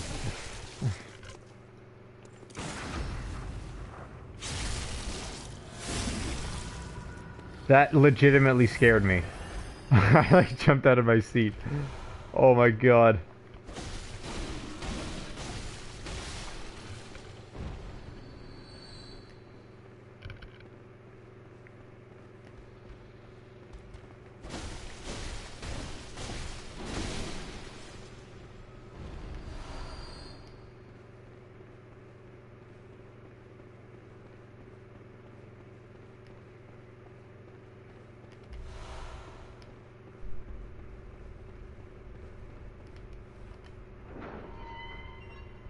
There we are. Let's both shortcuts open.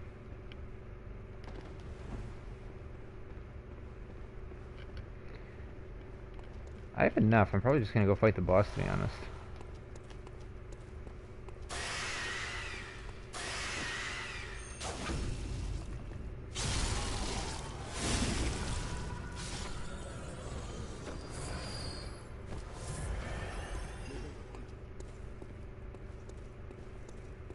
I'm not gonna fight him. I don't want to waste my bullets.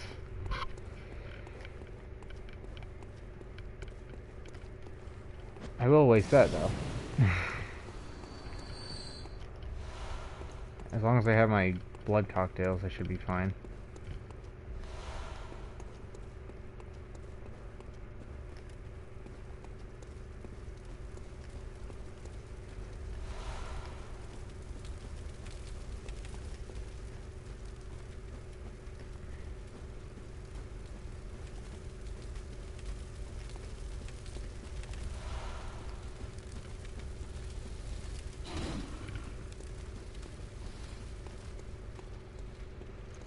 Alright. I'm not gonna use this. I'm not gonna use this. I don't need that, and I don't need this.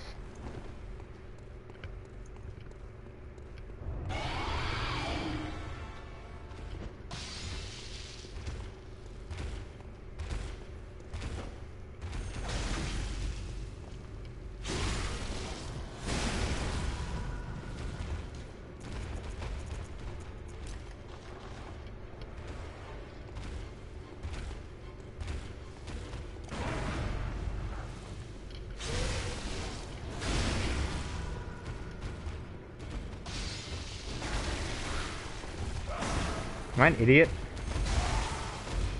Threw a cocktail down so he'd not notice me and walked right into his fucking attack.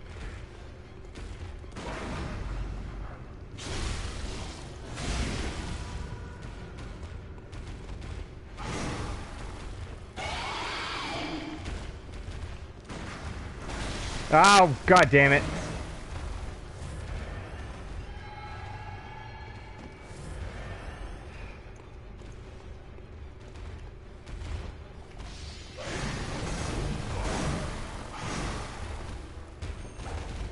Really?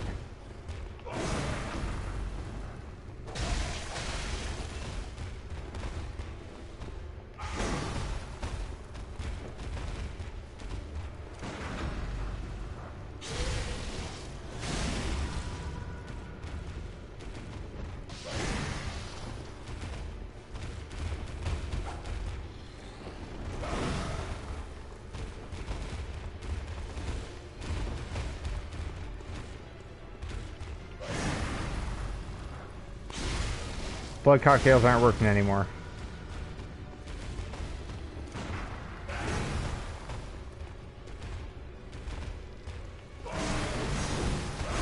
Really? You're gonna do that?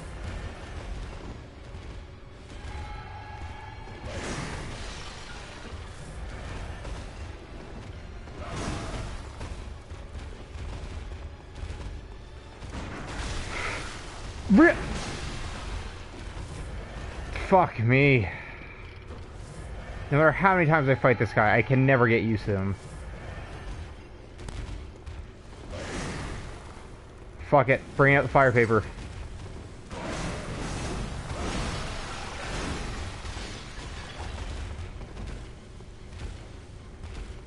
One attack. Oh. God damn it. Hit your shots. Asshole, hit your shots.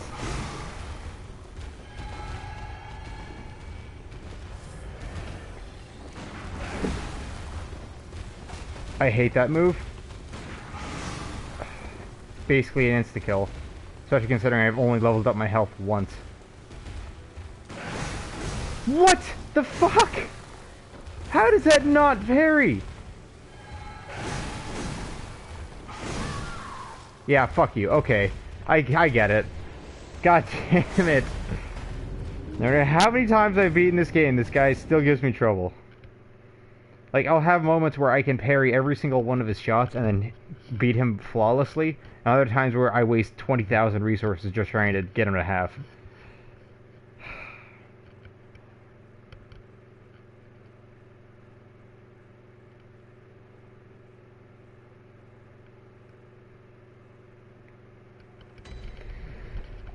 What do I have? That's pretty good.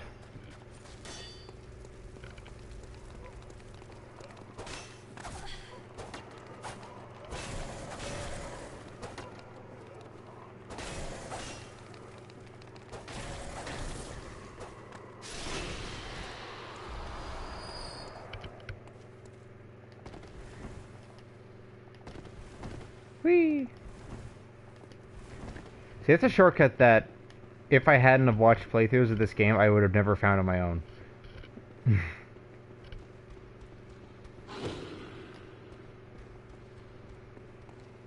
I really should grab my souls and just fuck it, book it out of there. And then go level up all, like, my stats so I can take this guy, but, like, he's not beating me. I'm killing this guy before continuing.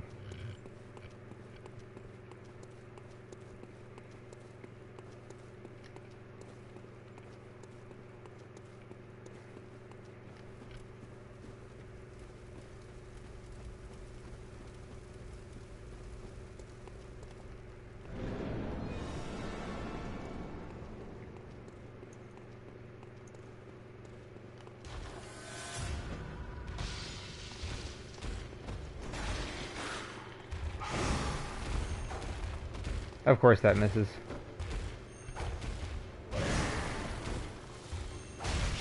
Okay, god damn it.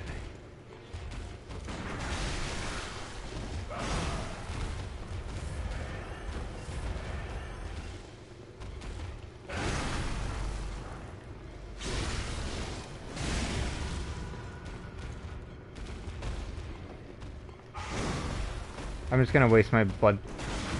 I'm gonna waste my blood cocktails on this boss because I don't use them for anything else.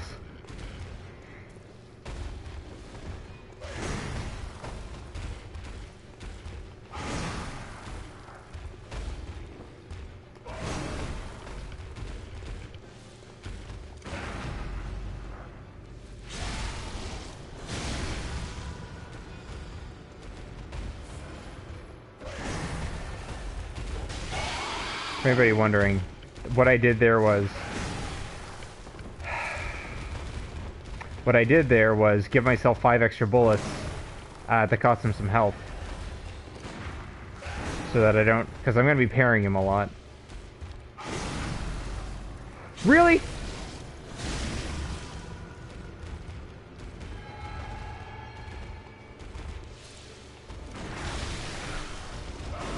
There's the insta-kill.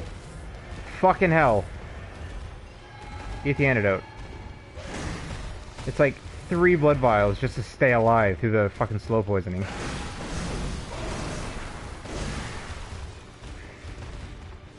Not even gonna... I'm not wasting any more resources. God damn.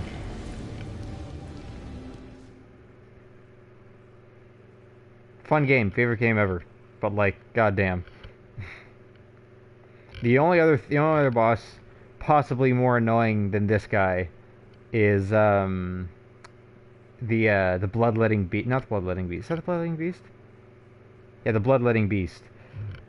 Basically, an electrified, roided up version of this guy, who can throw fucking tornadoes at you. He's so fast. Like, not even Dark Beast Parl, the roided up skeleton dog, or like lightning duff, not roided up. He's a lightning dog that's massive, and he's so big that when you're try to fight him, that it literally fucks with your camera. Not even he's as annoying as Bloodletting Beast, and you'll see who I mean when I actually get to Dark Beast.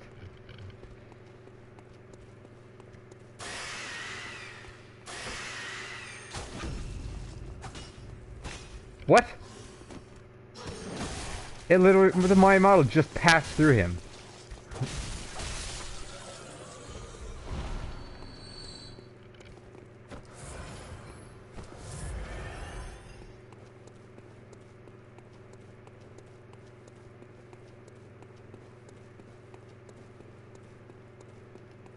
Alright, third time's the charm. I am not fucking losing this time. I'm gonna parry him. I'm gonna try to lead him away with the blood cocktails. Once he gets into his poison form.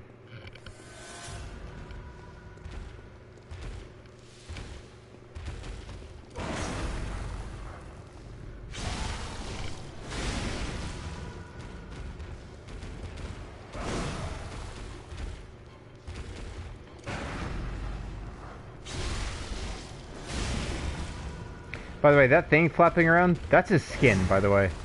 That's the skin of his back, like, ripped off.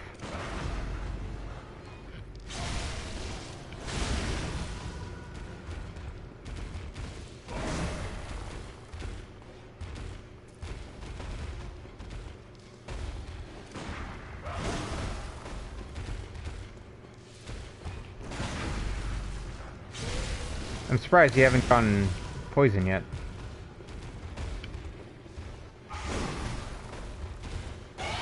There you go.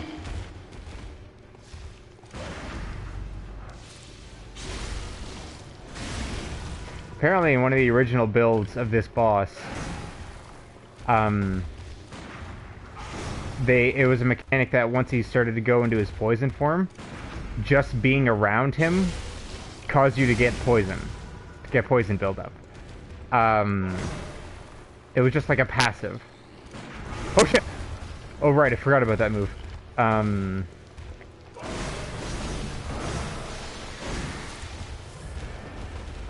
God fucking damn it. Eat, eat, eat. Oh my god.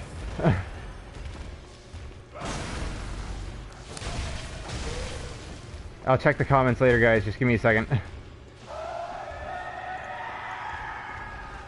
So they changed the passive into this move.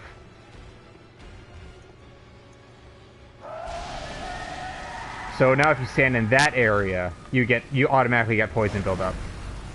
So it's a little bit more fair.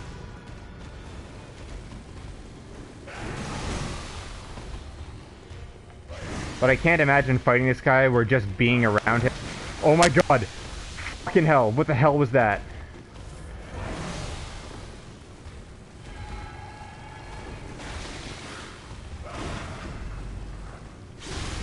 Fuck you and your mother.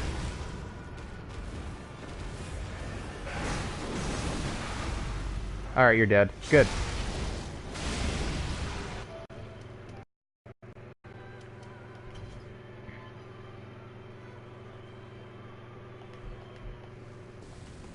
I'm glad you worried for me, Frog. Anyway, but yeah, it was that guy.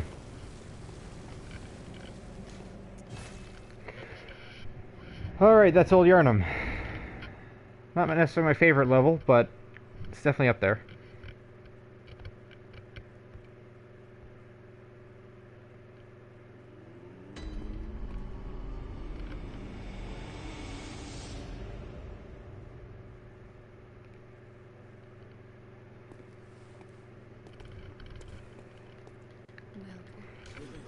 Very well, then. Only 4 levels. I would have more if Jura didn't fucking kill me. God damn it. Ugh. Alright, boost my skill. Give myself one more.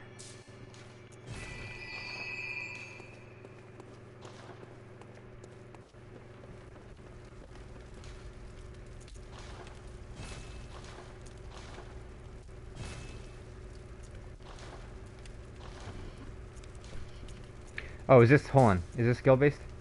Shit, I gotta check. Or is it quality based?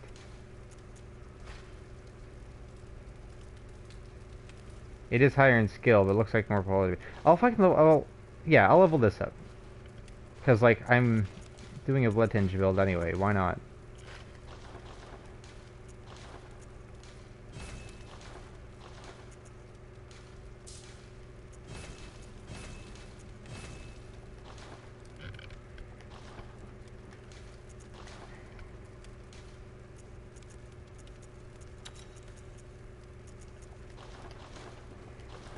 There we go. This is a nice weapon. Because it turns, like, It's a spear, right? And spears are always nice, especially in a fast-paced game like this. So it's all stabby, but this turns into a slicing weapon. And then its L2 is a fucking shotgun. It is a gun spear.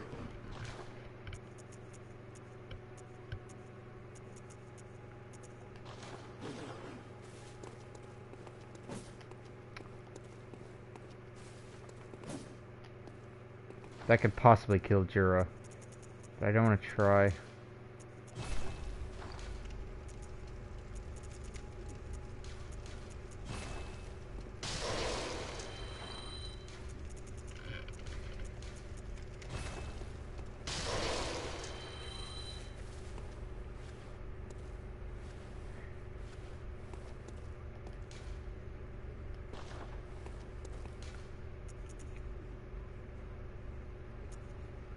All right, so you'll never know this playing on your own, like unless you like spend a lot of time looking. But after you kill that guy, you have to go back to Cathedral Ward.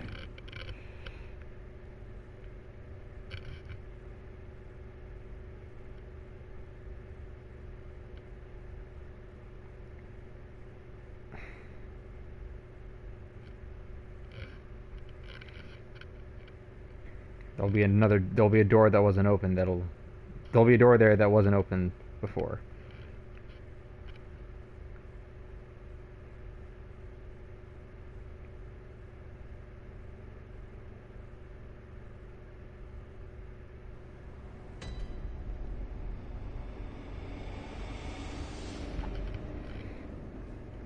This door, right here.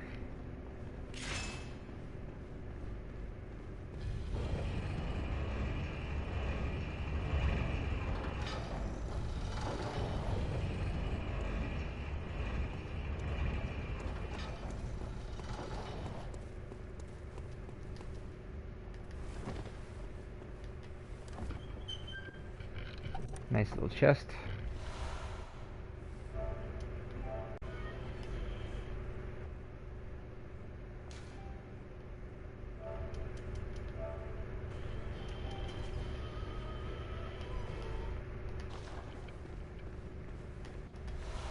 Victor Amelia is probably one of my favorite bosses to fight.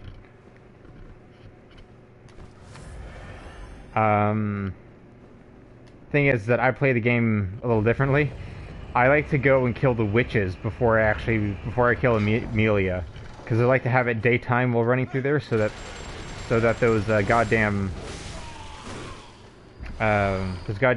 mad ones, the ones with the black humanoid things with the sickles, don't show up until the boss fight. So I'm gonna go kill them before I kill Amelia.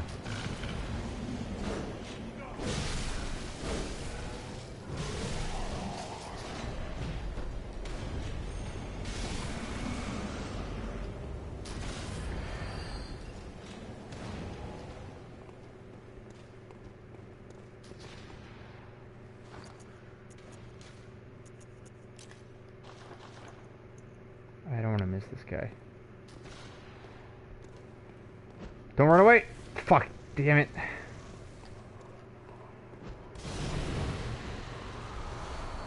I hate it when he jumps down. I have to jump down there with him. Like, I want to go up top first.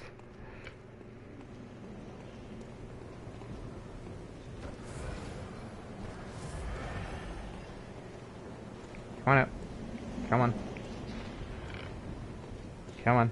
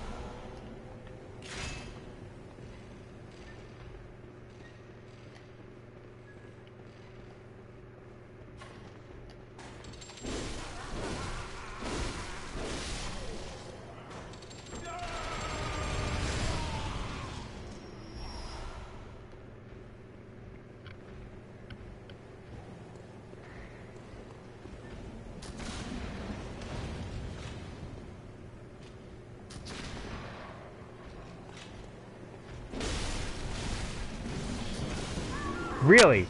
Really? Are you... Thought I was gonna be clever and hit them. And then back up, but I fucking dodged into the goddamn corner and he just kind of walked there and stuck me. I'm gonna go get a beer. Give me a second.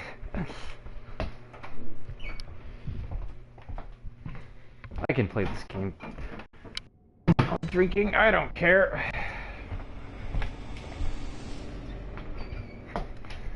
Alright.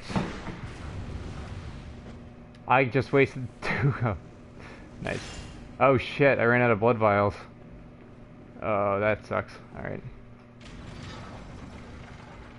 And I'm gonna need them for the goddamn pit as well.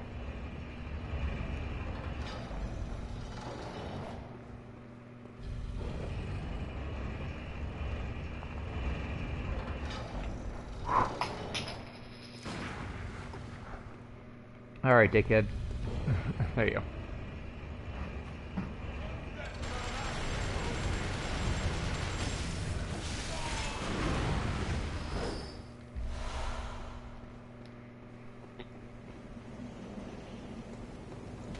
Oh, you have my souls. Why do you have my souls?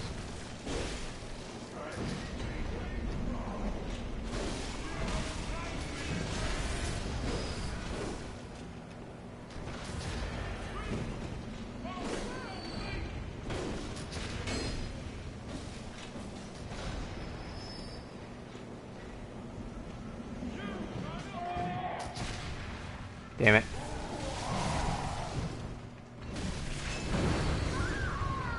Oh my god. He hit me twice. I'll admit to making a mistake on that part.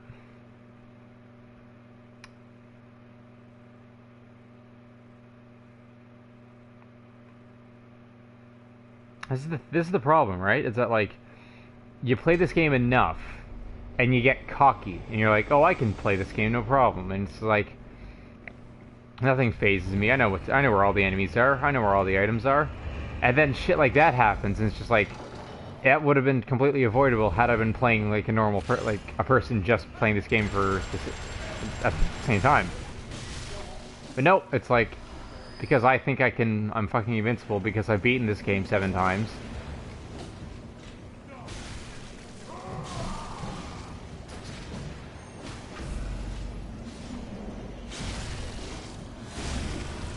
I think that nothing can faze me.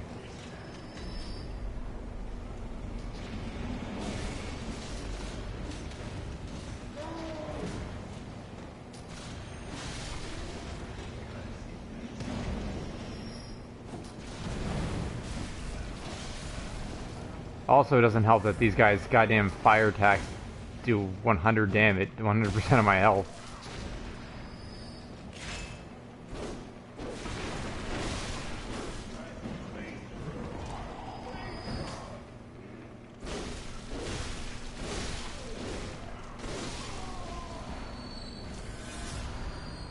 Actually, do you know what the most bullshit enemy in this game is?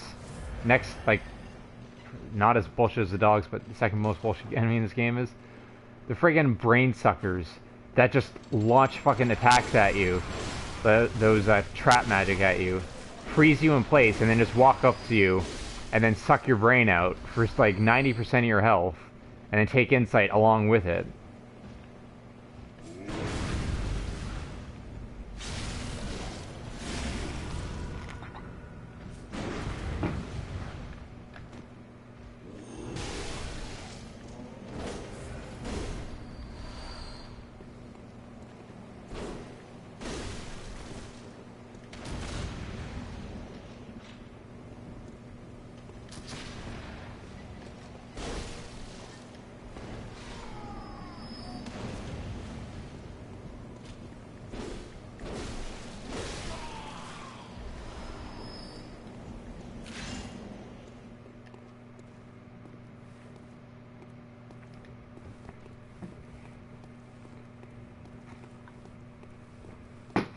I've had nothing but beer and pizza today.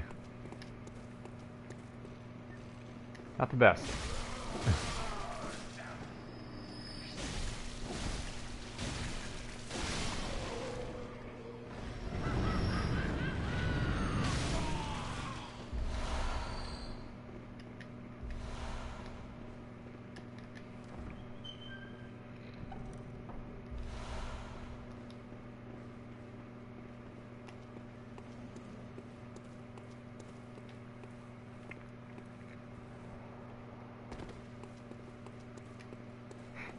Being said, my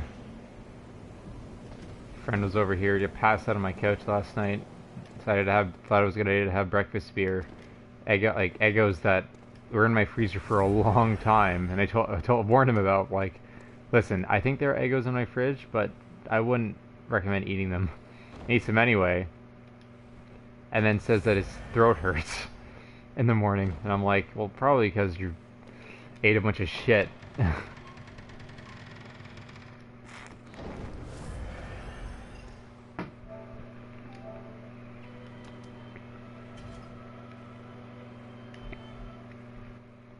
Forbidden Woods, to be honest, not my most preferred level.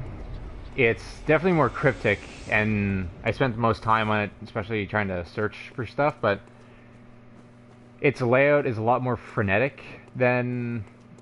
It's reminded me of a Dark Souls level, and, you know, that's fine and all.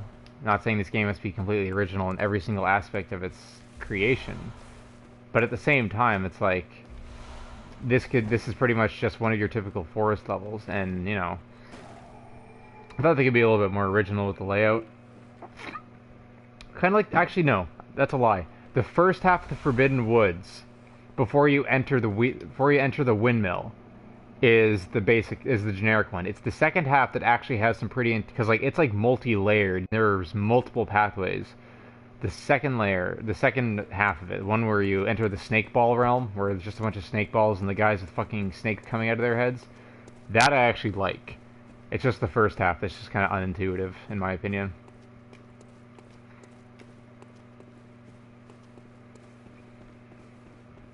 Oh shit, I forgot something, right.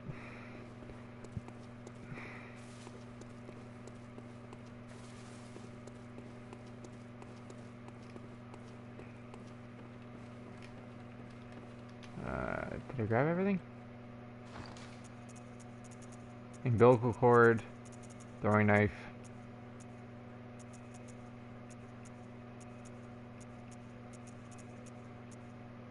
Heroin. Yeah, I have everything. There's 4 umbilical cords in this game. I can hear the beast downstairs.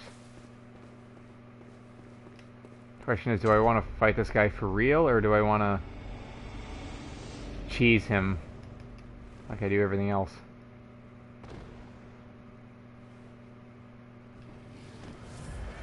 I'm gonna cheese him.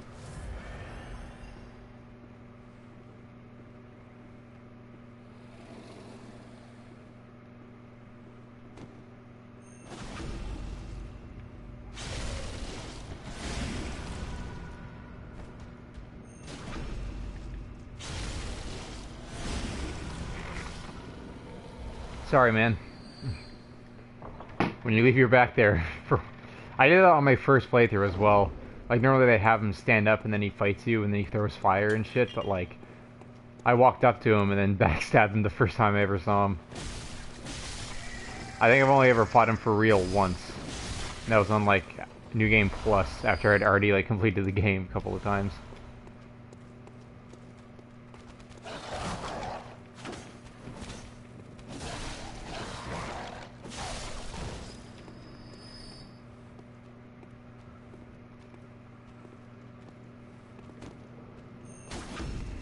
Oh, you sack monsters. I forget what you're called. Like, like kidnappers or something. I forget the names of these things, but I hate them because they're walking insta-kills, that's all they are. Well, at least for low-level gameplay.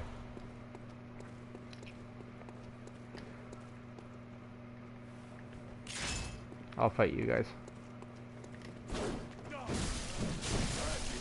Or...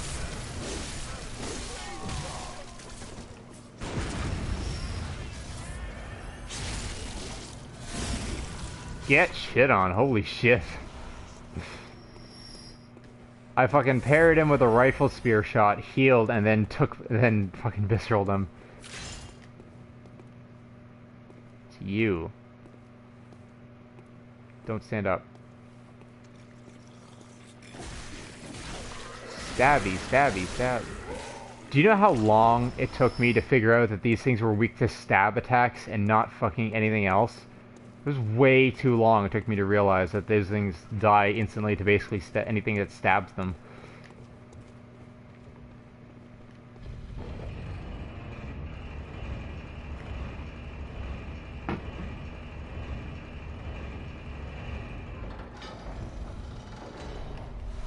Cathedral Ward, yeah. The other half of it.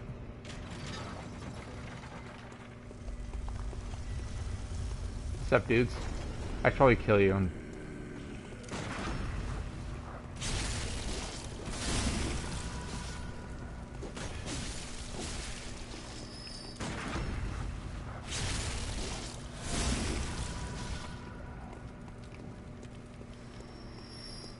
gonna go talk to Eileen, but just give me a second.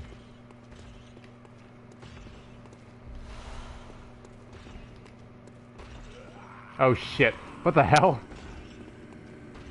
You guys aren't normally there.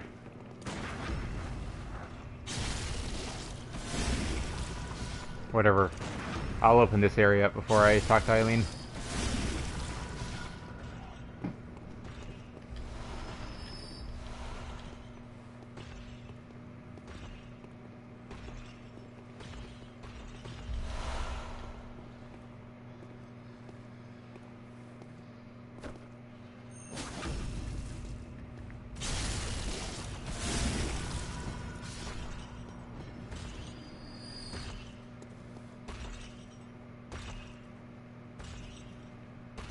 Caught between a rock and a hard place.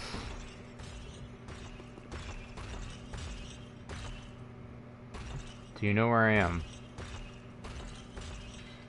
Yes, you do. Okay, come on. Hit me right through the wall.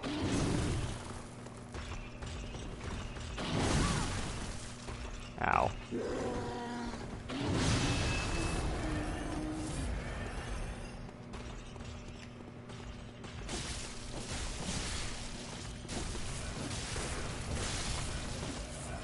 Alright, you're dead. Thanks for the bullets. Come fight me.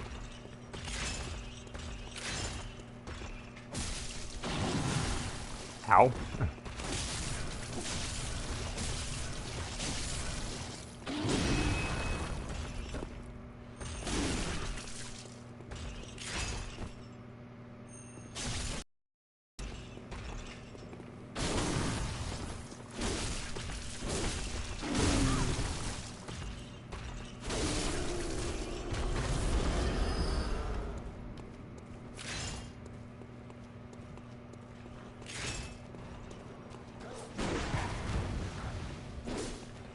What am I doing?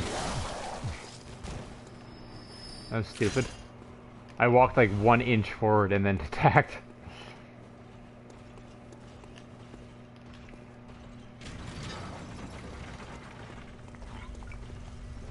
I don't have anything to do tomorrow. Sweet. Alright, thick cold blood. Love it.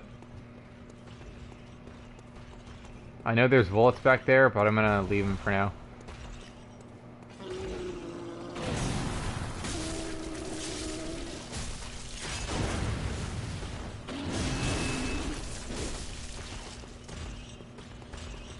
I can't tell if that one knows where I am or is just stomping around. Like hearing them just walk around and their chains rattle is so terrifying.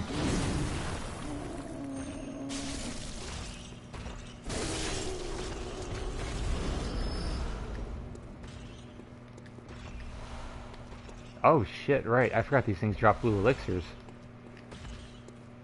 I love the lore explanation behind why the blue elixirs make you go semi-invisible. Ow. The respawn mechanic. In Dark Souls, there was a reason you respawned. Like, you respawned at bonfires because... oh shit. You respawned at bonfires because you were undead. Or unkindled, depending on which one you were. And, the bonfires are just where your corpse reanimated because you technically could never die. It wasn't a video game mechanic, although it was a video game mechanic. In this one, you respawn not because you died or you got reanimated by something, but because this isn't actually your physical body walking around and attacking enemies. your physical body is trapped somewhere in the hunter's dream, somewhere between the hunter's dream and here. So you're not all here. So when you die, you just reanimate because you don't reanimate, you rematerialize, and because that took way too long to open. Because your physical form isn't actually killed. It's just it's just the mental projection of your physical form. Oh my god! You were behind me. So, a blue elixir it was said that the lore and flavor text of it says that the blue elixir was used on patients in the healing church to numb their mind of the pain, so that they wouldn't feel themselves becoming beasts. So it's a sedative. It's a type of sedative that numbs the mind so that the patients don't feel pain. So if you numb the mind with a sedative, then you mentally cannot sustain a full corporeal form on this reality. So because your physical body isn't actually here, you're mentally projecting your physical body onto this place. So if you numb your mind, it becomes harder for you to mentally project, and you go invisible. I just think that's really cool. You, you're not from around here, are you?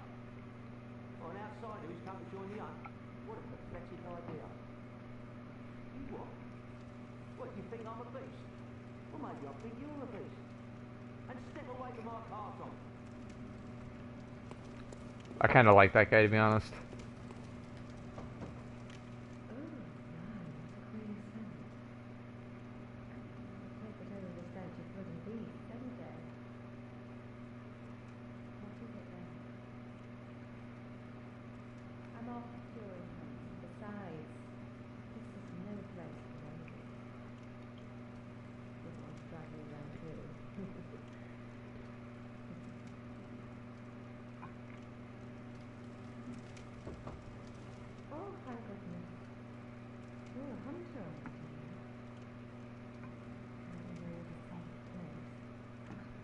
I do.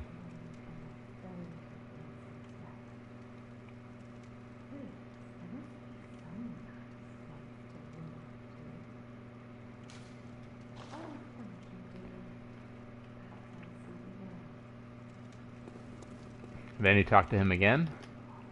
What do you think this is? Well, I'll have nothing. What's this two-bit nonsense you're picking? I heard you told that wench about some shelter. Well, she's a damn fool to trust an outsider. You know what? Well, her sort's probably...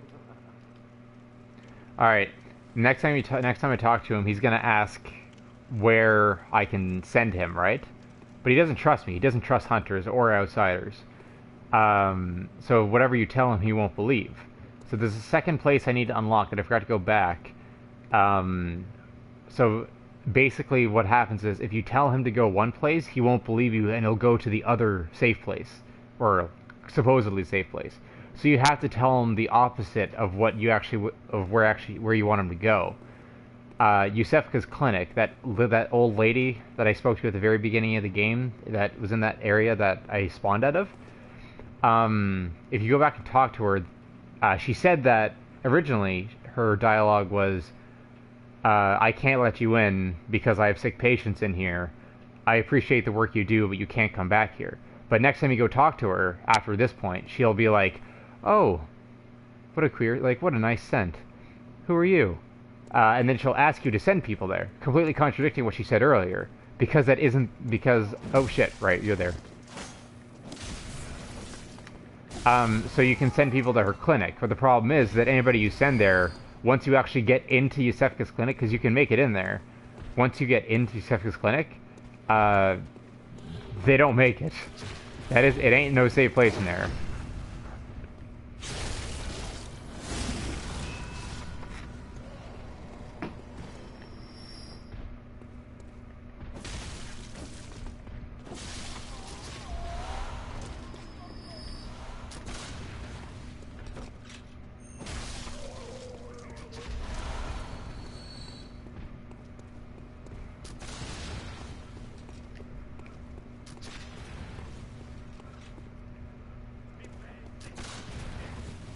Okay, really? You shot me through a fucking...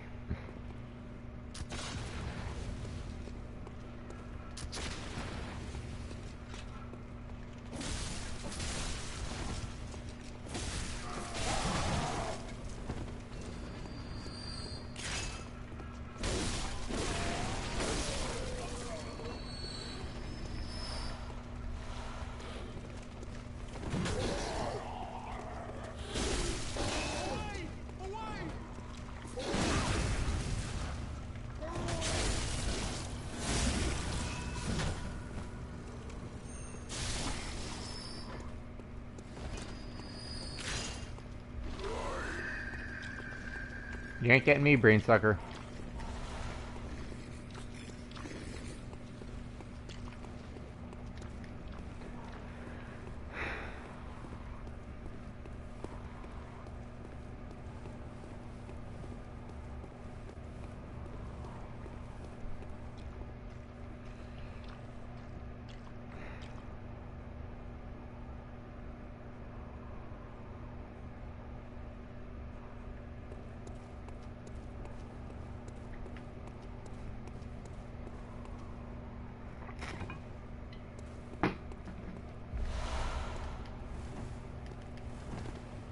Alright, I'm gonna talk to Eileen now.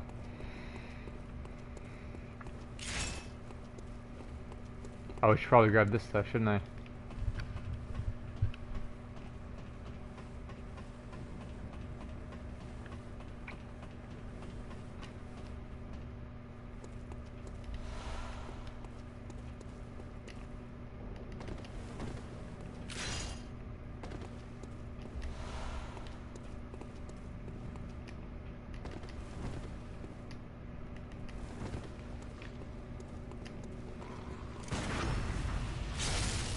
Oh, the question is to whether or not I should let the kidnapper take me to the out of reach area or not. Oh, hello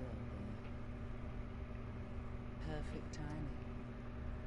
I must warn you not to go near the tomb below Irving Chapel in the Cathedral Ward. Henrik, an old hunter, has gone mad. He's mine.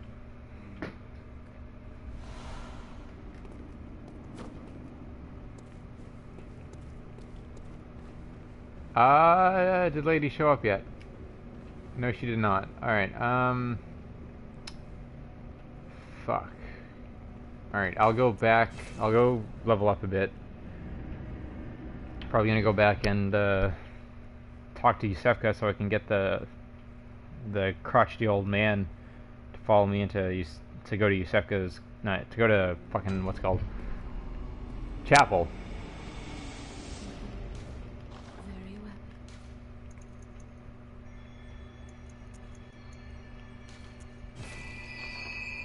Farewell, good hunter.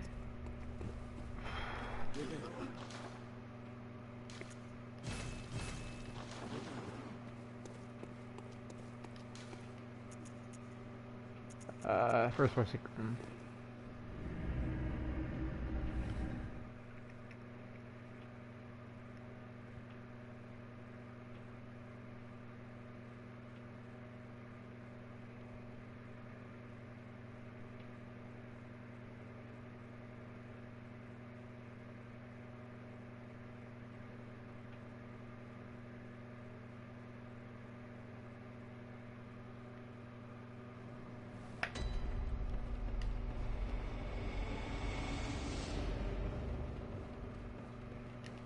Oh, well, hello. Splendid. Let me ask you a small kindness. Oh If yeah. to hunt, I then tell them to, upon my Hippocratic oath, if they are yet human, this sickness this time I'll even off them. Yeah. So, as you know, Yusefka, the original one, had the one I first talked to had gray short hair, and that one has light blonde with a ponytail. And Yusefka's voice was distinctly old. Like, you could tell she was like a very old nurse who was just trying her best, and she was worried. But that one sounds curious, almost. Weirdly curious, and not at all like an old lady. So that's your only indication that that is not Yusefka. You don't know who that is, and I actually still don't know who that is, even with all the research I've done into this game. But it's not Yusefka. Whoever it is not good.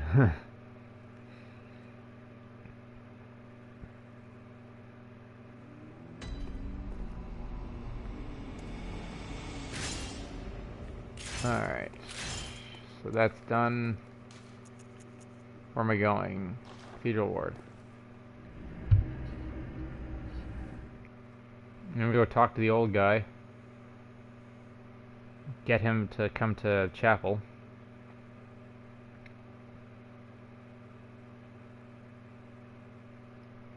And we're probably gonna go fight Heinrich.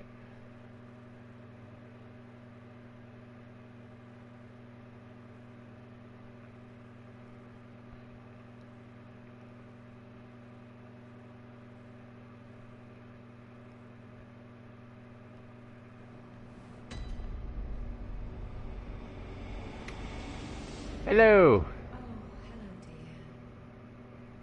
You weren't lying. This is a safe place. Thank you. I am in your debt. I'd like to tender my thanks, but I can't imagine what to offer. All I can give is my blood. But would you even take a horse blood? Oh. Yes, please. Come close, dear. Don't worry, I've done this before.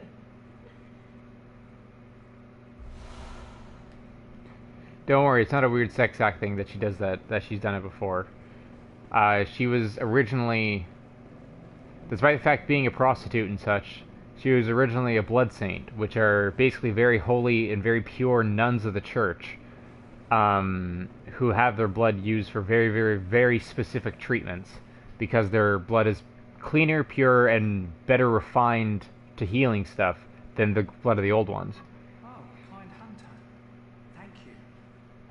So, that lady, well, she actually talks to me. Well, only now and then, and she don't mince words. But she's a kind one. Such a nice guy. That being said, he gives you something good if you kill him. I always wait till the end of the game when I don't have anything left to get his item.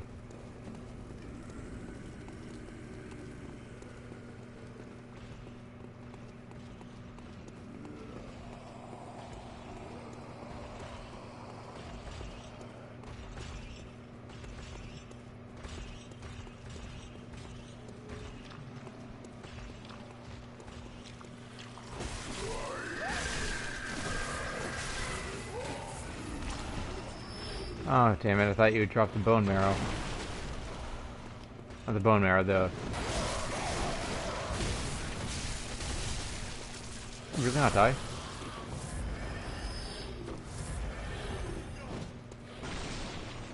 See you guys. Oh, I forgot to pick these up, right. Poison knives. Those are always good to have.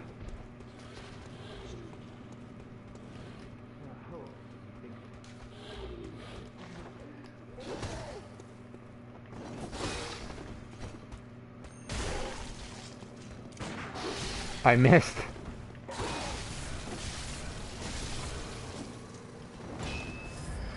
Alright. Alright. Think I'm an easy one. Yeah, sorry. Too sharp for that bollocks. I'm outside. Yeah.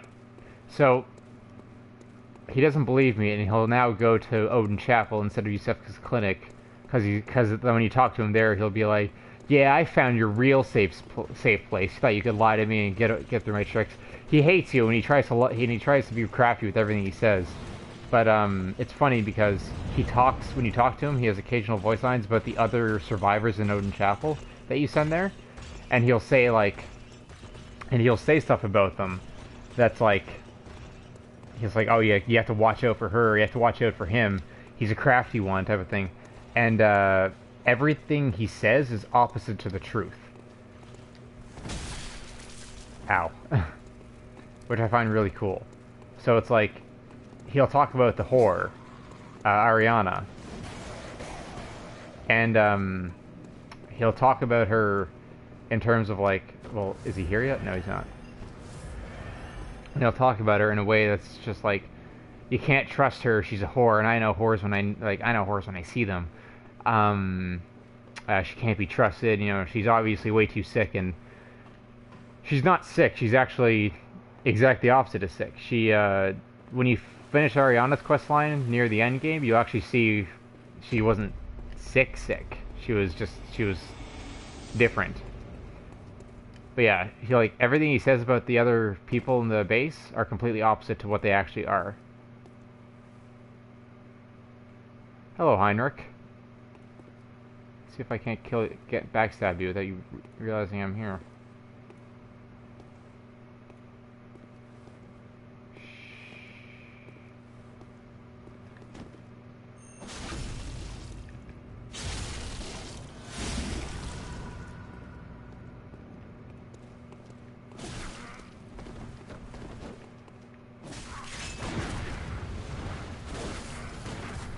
Oh, fuck you.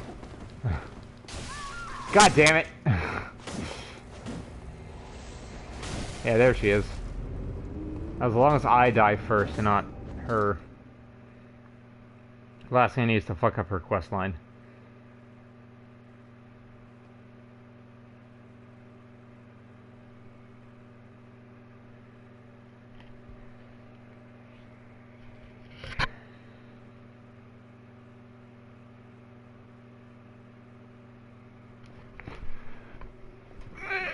I gotta charge my thing.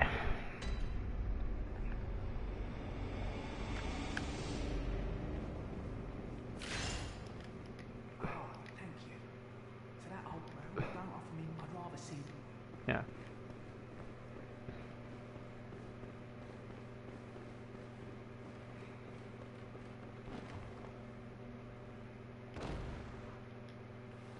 I love the fact that fall damage is so forgiving in this game.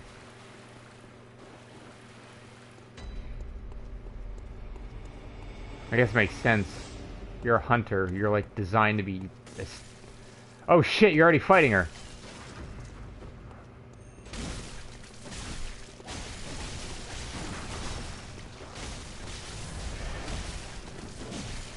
Nope. Oh my god, you saved me.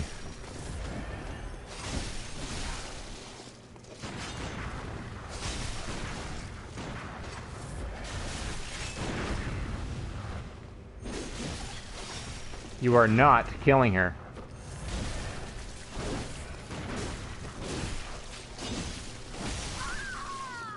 Fuck. No, either kill him or don't, or survive. Kill him or survive. Kill him or survive. Good. Okay. That's the problem, is that you can attack Eileen in the middle of that fight as well, so you not only have to be careful of making sure Heinrich doesn't kill her by not attacking her, but you also have to be careful not to hit her herself, because, like, one, you can accidentally kill her, and I've done that before, and it's so upsetting when you do. Or two, she won't die, but she'll believe that you're obviously crazy as well, so she'll start going after you. So you gotta be real careful. And I only have 17 vials left? Damn it.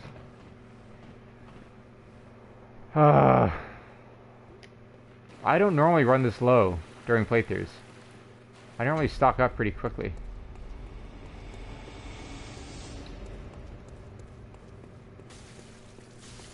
Heinrich!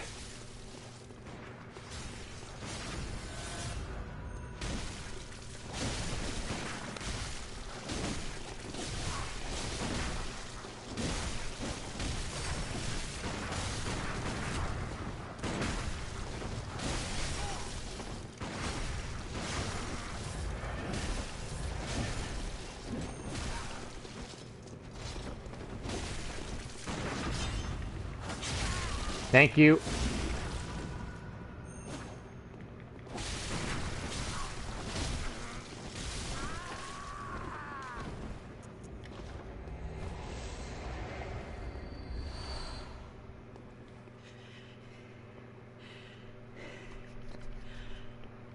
wasn't necessary of you, but you have my thanks. We made it with our lives. You're not bad at all. You must have killed Gascoigne as well, then. He was falling apart, and I'm sure it had to be done. But try to keep your hands clean. A hunter should hunt beasts. Leave the hunting of hunters to me.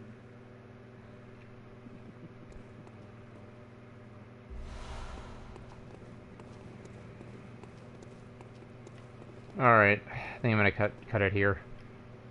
Alright, probably play it again eventually.